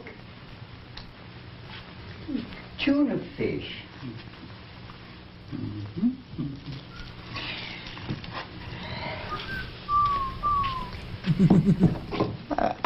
I Man, there were so negotiated many awesome things that another happened little in that loan life. at the company today, Alfred. Of course, most of the proceeds went into our retirement fund. Did you catch me? I was looking at every time. The auditors left today, and not one word about our fund.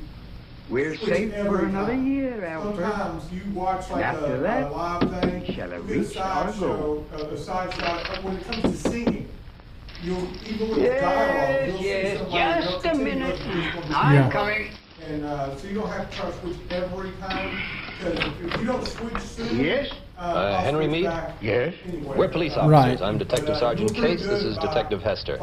May we come in? You kind of do want to follow it, you just don't have to nail yourself down every time. Right. Sometimes I might want to do a... I don't understand. I'm sorry, Mr. Meade, but we have a warrant thought he for was your calling. arrest, charging you with grand larceny I from the apologize. Municipal Finance Company. You'll have to come with us. But the auditors, they said nothing. Well, they couldn't have. Mr. Meade, anything you say from now on can be used against you in court. I know. I know. It's all right. Mr. Meade, Yes? the can opener. Of course. Would you raise your arms a second, Mr. Meade? Huh? Thank you.